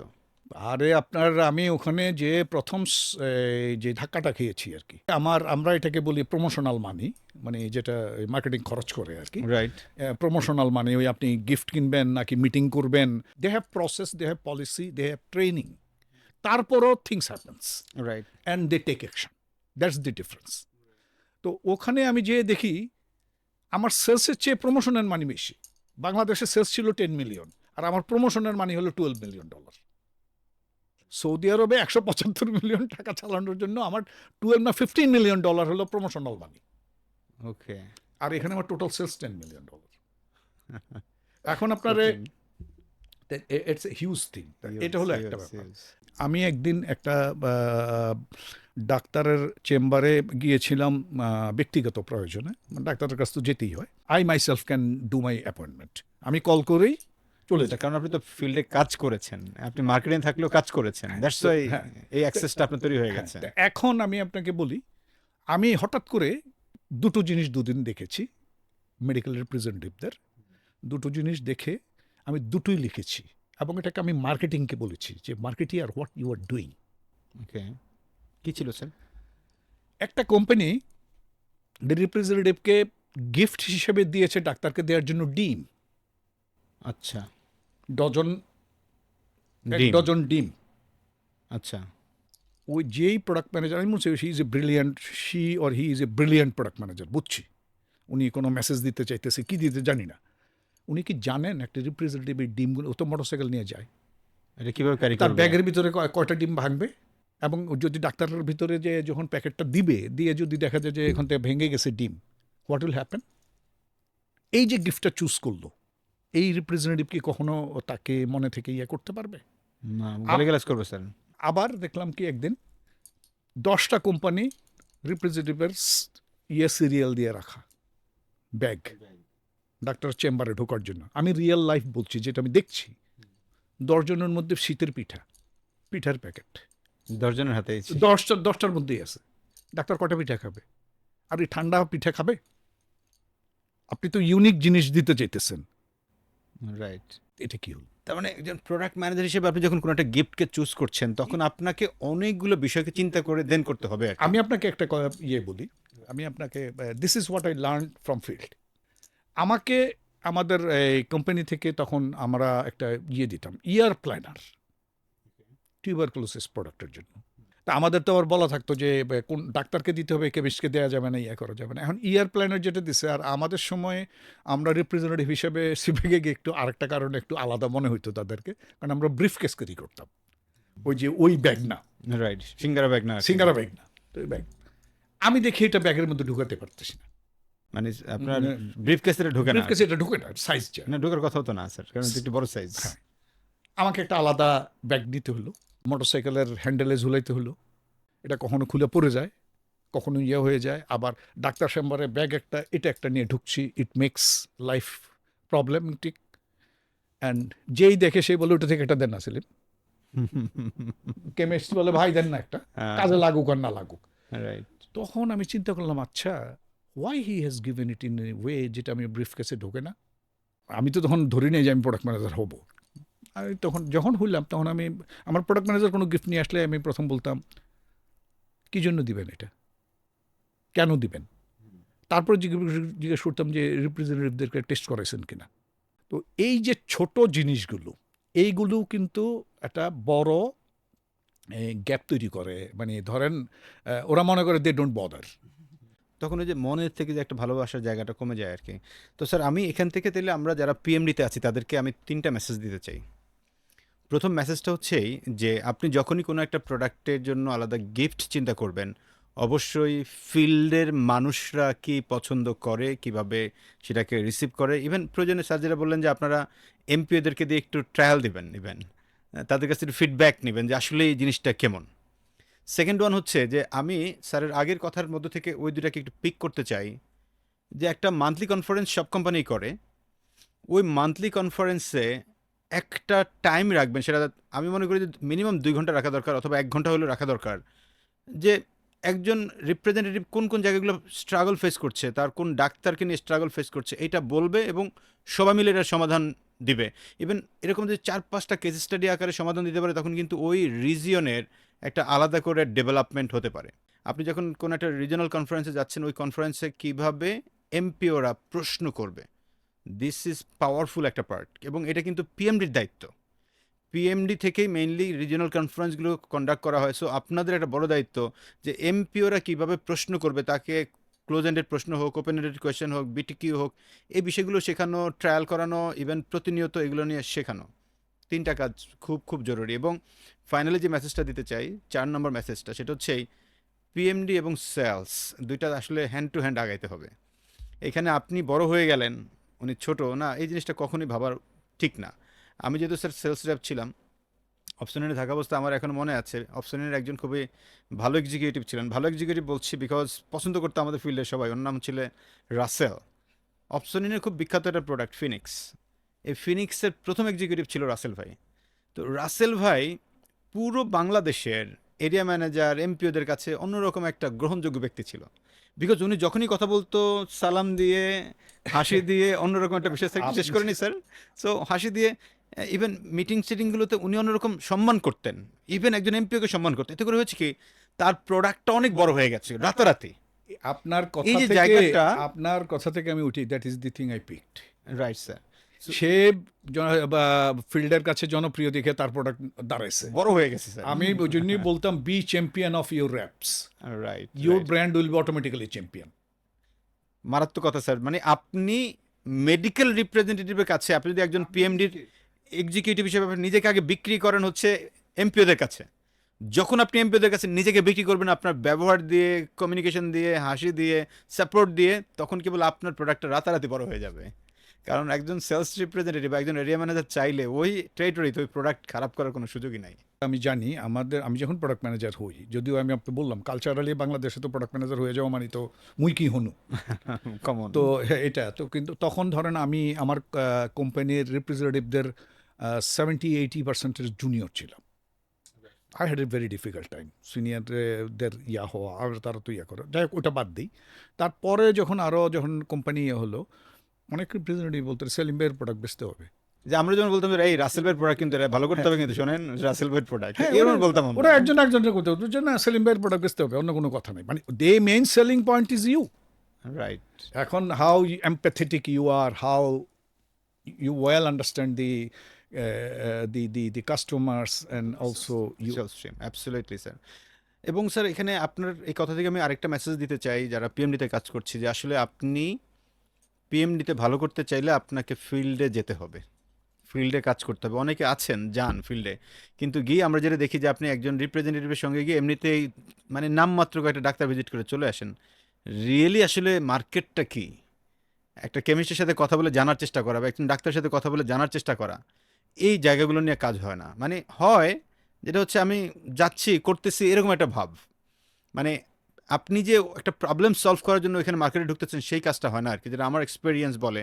বিভিন্ন জায়গায় আমি দেখেছি এই ঘটনাটা স্টিল চলমান। তো সেই জায়গাটায় স্যারের পরামর্শ হচ্ছে যে আপনি যদি ভালো করতে চান, ফিল্ডে গিয়ে জানতে হবে কোন জায়গাটাতে আপনি আরও ভালো করার সুযোগ আছে। স্যার এবার আমরা একটু পরের জায়গায় চলে আসি। আপনি তো সিইও হয়েছেন নোভার্টিসের মতো একটা কোম্পানিতে। সো তার আগে নোভার্টিস থেকে আপনি আসলে কতটা ট্রেনিং পেয়েছেন? নোভার্টিস ওয়াজ এ ট্রেনিং হাউস অ্যাকচুয়ালি বলা চলে আর কি, যে গ্লোবালি এটা আসলে লিগেসিটা ঠিক নোভার্টিসের না, লিগেসিটা হলো সিবাগেগির।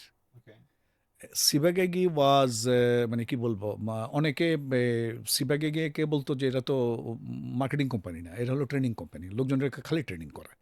যেমন ধরেন আমাদের মেডিকেল রিপ্রেজেন্টেটিভ আমি যখন জয়েন করি, 6 মাস যখন পার হয়ে যায়, 6 মাস পার হয়ে গেলে মানে যখন আমাদের কনফার্মেশন হয়, তখনই ডেকে selling skill training course, that's the beginning. এবং এই সেলিং স্কিলস ট্রেনিং কোর্স ওইখানে সিবাগেগিতে এমডি থেকে সবাইকে করতে হবে। That was a kind of thing. আর পরবর্তীতে আমি যখন টেক ওভার করি, বা আমি টেক ওভার না, আমি যখন মার্কেটিং হেড হয়ে যাই, তখনই আমরা ব্যাপারটাকে চেঞ্জ করে দিই। চেঞ্জ করে আমরা ওই ইনিশিয়াল যেই আপনার ট্রেনিংটা হয়, যেটাকে ইন্ট্রোডাক্টরি ট্রেনিং কোর্স আমরা ইউজুয়ালি বলতাম, যেখানে ধরেন basic pharmacology, physiology, anatomy, pathology and product এগুলো পড়ানো হতো। তারপর পরেই আমরা সেলিং স্কিলস ট্রেনিংটা দিয়ে দিতাম। আমাদের কথা ছিল 6 মাস কেন সে ট্রেনিং ছাড়া কাজ করবে। তো এই, আর আমার কথা যদি বলি, কারণ আমি তো ধরেন ইন টার্মস অফ এডুকেশন আমি অশিক্ষিত লোক। I studied biology, I had no clue of what is sales, what is marketing, nothing. এবং আমি জীবনে শুনেছি যে আরও ব্যাপার হচ্ছে আমি পড়েছি জুলজি। অতএব আমি জানতাম যে সবাই বলতো ফার্মাসিউটিক্যাল কোম্পানিতে বড় কিছু হইতে হলে ফার্মাসিস্ট হইতে হবে, এমবি হইতে হবে। আমার দুটার একটাও নাই। আপনি কতটা ট্রেনিং পেয়েছেন এমনি কোনো আমি হিসাব সব আছে মিলে কিনা? আমার যেটা হিসাব আছে এখন মনে হয় 46 ট্রেনিং পাইছি আমি 28 বছর। 46, তার মানে আপনার টোটাল যেতে আপনি প্রায় 46টা ট্রেনিং পেয়েছেন। মানে It's কোনো a কোনো huge- বছরে দুটা তিনটাও হয়ে গেছে, আবার কোনো বছরে একটা হয়েছে, একটা হয়েছে। এভাবে। স্যার আপনি সিও হওয়ার আগে কি আপনার কোনো ট্রেনিং পেয়েছিলেন? টোটালটাও ইট ওয়াজ এ জার্নি। যেমন আমাকে সিও করার জন্য তারা মনে করলো সিও টু ফিনান্স বোঝা দরকার, তো they sent me to Harvard business school to do the finance. হার্ভার্ডে পাঠিয়েছে? My goodness. আবার মানে আপনি সিও হবেন, আপনাকে শেখানোর জন্য হার্ভার্ডে পাঠানো হয়েছে। স্যার কত টাকার অ্যাপ্রক্সিমেট খরচ করছেন? ওইটা বললাম তো যে এটা আসলে কোম্পানির ব্যাপার, তো আমার ধারণা $25-30 কম না। $25-30,000 মিনস হচ্ছে যে আমি তৎকালীন সময়ে যেটা ধরে থাকি, 80 টাকাও যদি ধরে থাকি, তার মানে তো প্রায় 25 লাখ টাকা ইনভেস্ট করেছে আপনাকে গ্রো করার জন্য। সো আমরা কমনলি দেখি বাংলাদেশের ওনারদেরকে যে আপনি আপনার এমপ্লয়িকে আসলে ইনভেস্ট করতে চান না, আপনি ধুম করে একজন বিদেশিকে হায়ার করে নিয়ে আসেন সিও বানানোর জন্য। অথচ আপনার কোম্পানির মানুষকে যদি আপনি গ্রো করাতে চান, এই যেমন হার্ভার্ড থেকে ট্রেনিংয়ে পাঠিয়েছে, তার টিম পরিচালনায় সিও বানাবেন এই মর্মে, আমরা কয়টা কোম্পানির মালিকরা বাংলাদেশের টপ ম্যানেজমেন্ট কীরকম বড় ধরনের ট্রেনিং করিয়েছে, এটা আসলে আমি জানি না আর কি কেউ করিয়েছে কিনা। না করিয়ে থাকলেও আজকের পর থেকে নতুন চিন্তা করতে হবে আপনাদেরকে, বিকজ যারা এইচআরে আছেন আপনাদেরকেও বলতে চাই, কারণ আপনারাই হচ্ছেন মেন মানুষ যারা কিনা এমডিদেরকে রাজি করাতে হবে। এই যে মিড লেভেলের ম্যানেজার থেকে টপে যাওয়ার এই জার্নিটাতে স্যার আসলে অনেকগুলো ট্রেনিং দরকার। আপনি যখন 46টা ট্রেনিং পেয়েছেন, ইটস এ হিউজ। তো এই জার্নিটা তো আসলে প্রত্যেকটা বাংলাদেশি কোম্পানিগুলো দরকার। ডেফিনেটলি এটা আসলে ট্রেনিং তো এমন একটা ব্যাপার, এটা অবশ্য এটা ডিপেন্ড করে ট্রেনির উপরে। কারণ আমার মতো ট্রেনিং তো ধরেন আমি যদি বলি, আমরা বেসিক যে ট্রেনিংগুলো আছে, বেসিক ট্রেনিং আমার কোম্পানিতে যেগুলো ছিল, যেমন ধরেন সেলসের জন্য সেলসের কিছু বেসিক ট্রেনিং আছে, একটা না, একটা মডিউল না, কয়েকটা মডিউল আছে। তারপরে ধরেন লিডারশিপ, আপনি যখনই লিডারশিপ পজিশনে যাবেন, আপনাকে তখন leadership training, situational training, authentic leadership, অনেক কিছু, কোচিং, সব কিছু এগুলো করাবে। সবাই তো আর গ্রো করে না, ওই জন্য তারাও আবার পিক করে যে কাকে দিলে সে নেক্সট লেভেলে যেতে পারবে, আদারওয়াইজ তো টাকাটা সে খরচ করে তো ওয়েস্টে যাবে। তার মানে এই ছাড়াও ওয়ান অফ দি গুরুত্বপূর্ণ বিষয় হলো ট্যালেন্ট ম্যানেজমেন্ট। এই ম্যানেজিং ট্যালেন্ট, এই ট্যালেন্ট ম্যানেজমেন্টের যে একটা আলাদা এইচআরের একটা অংশ, এবং it's a continuous job to identify talents from the whole lot and then nurture them. না, আমি আপনাকে আরও একটি ব্যাপার যদি বলি আর কি, যে আমি সিইও হব কি হব না জানি না, আবার ওখানে মার্কেটিং হেড হওয়ার পরে দে ডিড অ্যান অ্যাসেসমেন্ট, মানে রিজিওনাল যত মার্কেটিং হেড আছে সবাইকে নিয়ে প্রুভ করতে হবে যে you can run the show. But অ্যাসেসমেন্টটা ঠিক, এটা যে অ্যাসেসমেন্ট ছিল সেটা আমরা বুঝতে পারছিলাম না। এ কাইন্ড অফ ওয়ার্কশপ, মানে তারা বলতে চায় না আর কি। তো যাই হোক, ওয়ার্কশপ শেষ করে আমি দেশে চলে আসছি। ওটার কিছু ফিডব্যাক টিডব্যাক ছিল, ছিল, ওগুলো দেখেছি, করেছি, আমার ডেভেলপমেন্ট এরিয়া কোথায়, আমার কোথায়, এগুলো দেখেছি এরকম। তো এক পর্যায়ে আমি ওই সময় আমি আমার হেডকোয়ার্টারে যাই, মানে হেডকোয়ার্টার মানে আমাদের সুইজারল্যান্ডের বাজেল সিটিতে আমাদের হেডকোয়ার্টার, কোনো একটা মিটিংয়ে একটা গেছি আমি, ওখানে মানে একটা মিটিং ছিল, একটা ট্রেনিংয়ে গেছি। ওখানে আমাদের যেহেতু গ্লোবালি তারা 145-46টা কান্ট্রি, এগুলো আবার রিজিয়ন আছে, যেমন ধরেন ইউরোপ একটা region, America itself a region, Japan as individual country is a region, আবার এশিয়া আফ্রিকার কান্ট্রিগুলো মিলে একটা রিজন। তো আমি এশিয়া আফ্রিকা কান্ট্রির ওর ট্যালেন্ট ম্যানেজার এক ভদ্রমহিলা, স্প্যানিশ, উনি দূর থেকে আমার দেখেই বললো যে তুমি সেলিম না? আমি বললাম হ্যাঁ। এখন একজন মহিলা ডাকলো, মহিলাদের তো কিছু চেনা উচিত। তো যাই হোক, তা আমি তারা করলাম, বলার পরে বলে তুমি বুঝতে পারো না তোমার সাথে আমার দেখা হয়েছে? আমি হ্যাঁ, আমি তোমার সাথে দেখা হয়েছে, আমিও বলতেছি। তো তখন সে রেফারেন্স দিল, তো দেওয়ার পরে তোমার সাথে আমার একটু কথা আছে। তো সে আমার কফির দাওয়াত দিল, দাওয়াত দেওয়ার পরে আমি কফি খেতে গেলাম। যাওয়ার পরে আমার বললো, আচ্ছা তোমাদের যে একটা প্রোগ্রাম হয়েছিল, ওই প্রোগ্রামটা তো আমি রান করতে গেছিলাম ব্যাংকক বা সিঙ্গাপুরে, ওই যে অ্যাসেসমেন্ট সেন্টারটা, ওটা থেকে what are the feedbacks you got? আমি বললাম যে আমার এই জায়গায় কিছু ডেভেলপ করতে হবে, এই জিনিসগুলো ইম্প্রেসিভ, দ্যাটস ইট। তা আমি বললাম যে হ্যাঁ, এটাই তো শুনছি। মানে উনি একটু বিরক্ত হলেন আর কি, বলে তোমার ভালো জিনিসগুলো তুমি কিছু শোনো নাই? তা আমি বুঝছি যে এখন যদি আমরা কিছু বলতে যাই, দেন দি প্রবলেম, আমার বস প্রবলেমে পড়তে পারে, HR প্রবলেমে পড়তে পারে। তো বললো যে না, what you want to be, তুমি কি হতে চাও? তুমি যেখানে আছো এখন, হেড অফ মার্কেটিং, এখানেই জব কেরিয়ার শেষ করতে চাও, নাকি you want to grow more? তাহলে যে definitely I want to grow more. এটা কে না চায়? বলে কিন্তু তো আমি তো আমাদের ডাটাবেজে তা দেখতেছি না। আমি I don't know what you are, তাদের ট্যালেন্ট ম্যানেজমেন্ট ডাটাবেস দেখতেছে। এখন ট্যালেন্ট ম্যানেজমেন্ট ডাটাবেসে তারা একটা অপশন আছে, মোবিলিটি, আপনি এক দেশ থেকে আরেক দেশে যে কাজ করবেন কিনা। আমি ওখানে নন মোবাইল নিয়ে রাখছিলাম।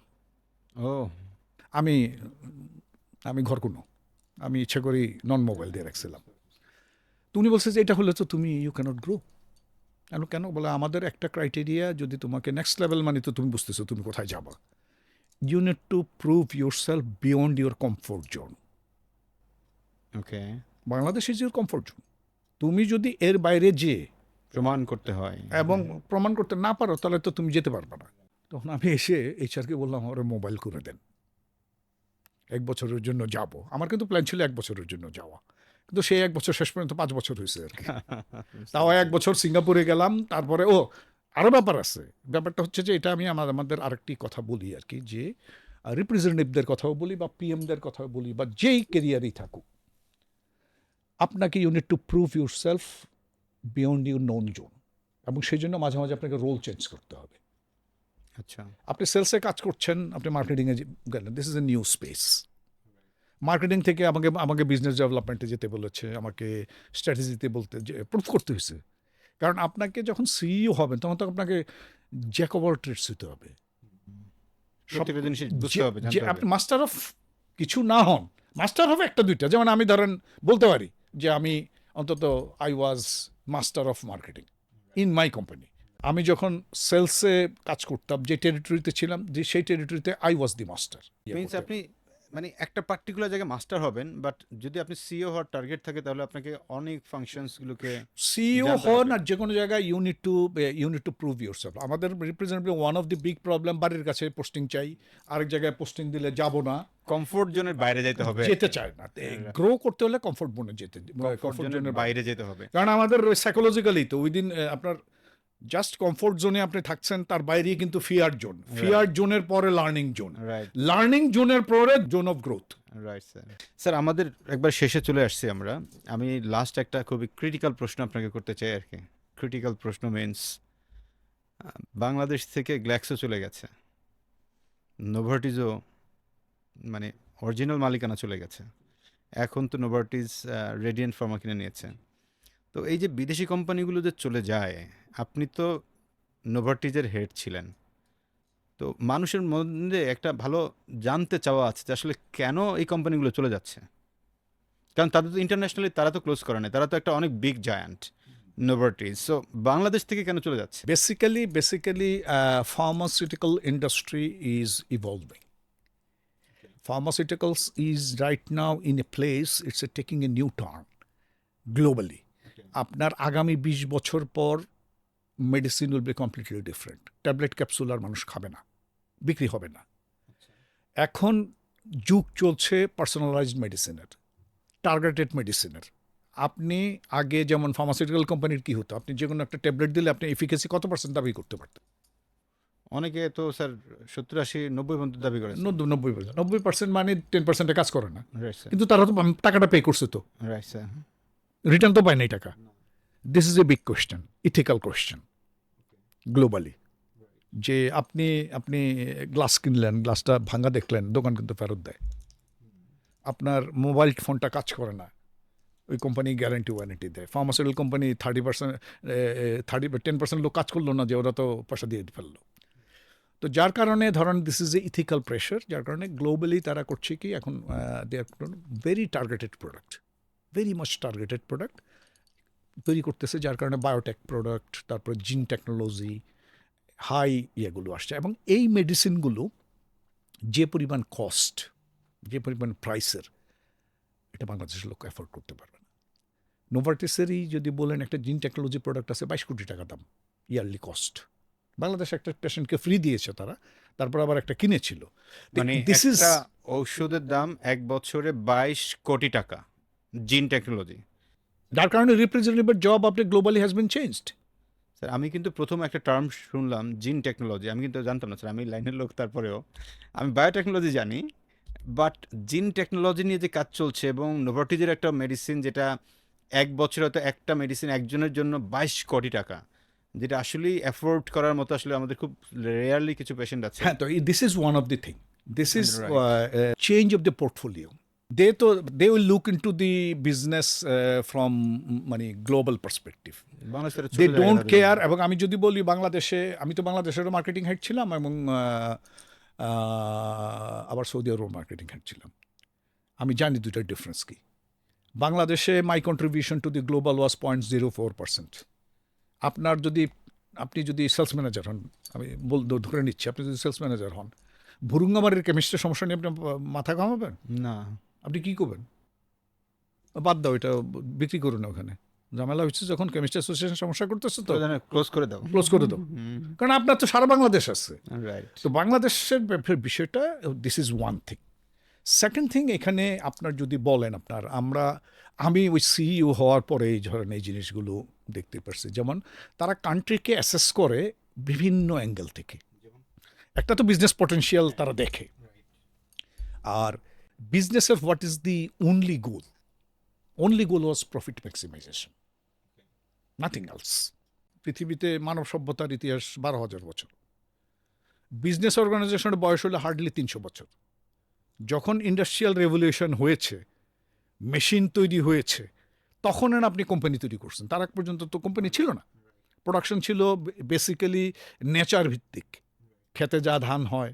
এবং তখন এই ধরেন বিজনেসম্যানরা they try to skim profit each and every way. ভেজাল মেশানো থেকে শুরু করে, যেটা আমরা আজকে বাংলাদেশে বলছি, ভেজালকে আমরা মিশেছি প্রথম। ভেজাল আগে ওই ইনোভেটররাই মিশেছে, কারণ তারা প্রফিট করতে চেয়েছে। এখন এগুলোতে অনেকগুলো রেগুলেটরি অ্যান্ড ইথিক্যাল কনসার্ন চলে আসছে। ইথিক্যাল কনসার্ন চলে আসাতে এখন এটাকে বলা হয় ট্রিপল পি। আপনাকে আগে ছিল অনলি 1P, এখন triple P. You need to ensure profit, you need to take care of planet মানে environment, you need to take care of people, society. People, planet, profit. Okay. এখন এই 3P করতে যেয়ে তাদেরকে, যেমন ধরেন তারা এখন যদি কোনো কোম্পানি কোনো জায়গায় কোথাও করাপশন করে, এটা যদি আমেরিকান স্টক এক্সচেঞ্জে, নিউ ইয়র্ক স্টক এক্সচেঞ্জে যদি সে লিস্টেড হয়, তার যে মামলা হবে, দেখা যাবে যে পরিমাণ জরিমানা দিতে হবে, সেই জরিমানা সে এটা কোম্পানি বিক্রি করে দিতে পারবে। কি যে বলে ওই দেশে 10 বছর বিক্রি করে আবার সেল পায় নাই। আর সেল মানে তো প্রফিট না, এবং জরিমানাটা যাবে কিন্তু প্রফিট থেকে। তো যার কারণে তারা ধরেন কান্ট্রিগুলোতে যখন দেখে, কান্ট্রিগুলোতে তারা একটা জিনিস দেখে, corruption index, how corrupt this market. এই করাপশন ইন্ডেক্স দেখে তারা ঠিক করে যে how risky my business is. তার মানে নোভার্টিস বাংলাদেশে করাপশন ইন্ডেক্সের এই জায়গাটাকেও কনসিডার করেছে। এটা শুধু নোভার্টিস না, সব সব গ্লোবাল multinational কোম্পানি। company। তারপরে যেমন ধরেন আমি আপনাকে কাজের কারণে আমি কিছু কনসাল্টিং জব করার কারণে আপনার কিছু ইনভেস্টরদের সাথে কথা করছে। They also try to look after the market volatility. Market কত আমাদের এখন যে situation is not attractive to তারপরে আরেকটা ব্যাপার আছে, কোম্পানি তো বিভিন্ন রকম আছে। যেমন ধরেন এক সময় মার্কেটে গ্লোবালি বড় কোম্পানিগুলো গ্লোবাল মার্কেট করার জন্য they try to be international, তারপরে তারা হয়েছে মাল্টিন্যাশনাল, তারপরে তারা হয়েছে গ্লোবাল। এগুলো প্রত্যেকটারই কিন্তু আলাদা ডেফিনেশন আছে। আমি ওই ইয়াতে যাচ্ছি না। এখন গ্লোবালি মার্কেট একসময় তাদের জন্য মার্কেট এন্ট্রি করার জন্য কান্ট্রিতে তাদেরকে অফিস করে লিগাল এন্টিটি তৈরি করে ওখানে শেয়ার হোল্ডার দিয়ে, যেমন ধরেন বাংলাদেশে গভর্নমেন্টকে শেয়ার হোল্ডিং দিতে হয়, ইন্ডিয়াতে গেলে শেয়ার হোল্ডিং দিতে হয়। এইভাবে তাদেরকে মার্কেটে it was a market entry strategy in different country. এখন এইটা ম্যানেজ করার জন্য তাদের আবার হিউজ একটা কস্ট। ধরেন একটা কর্পোরেট বডি আছে, কোন জায়গায় কে শেয়ার, কোন জায়গার কথায় ডিভিডেন্ড দিতে হবে, এই সেই। এখন ডিজিটাল টেকনোলজির কারণে আপনি সাপ্লাই চেইন থেকে শুরু করে অনেক কিছু you can monitor or you can run operation from global. So এই ধরনের কান্ট্রি অফিস মেনটেন করা, কান্ট্রি অফিস করা, it became a costly matter.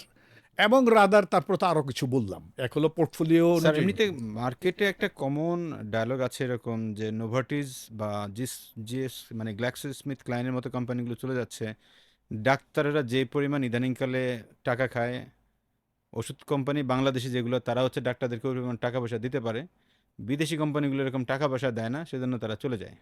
এইটার আসলে কতটুকু সত্যতা? না, এটা যদি আপনি করাপশন ইন্ডেক্স বলেন সেদিক থেকে কিছুটা সত্যতা আছে, but that is not the full story.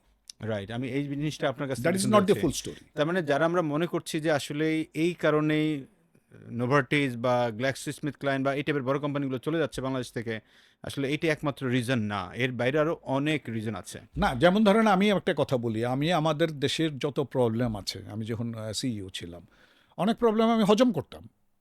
কারণ আমার আমি যদি ভুরুঙ্গামারির রিপ্রেজেন্টেটিভ হয়ে সারাক্ষণ সেলস ম্যানেজারকে আমার প্রবলেম খালি বলি, সে বলবে যে বন্ধ করে দাও। খুবই স্বাভাবিক।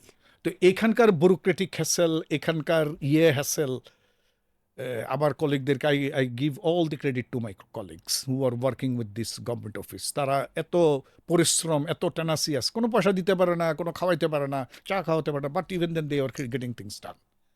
যে কাজ যে কোনো লোকাল কোম্পানি একদিনে করতে পারে, আমার কোম্পানির সে কাজ করতে 6 মাস লাগতো।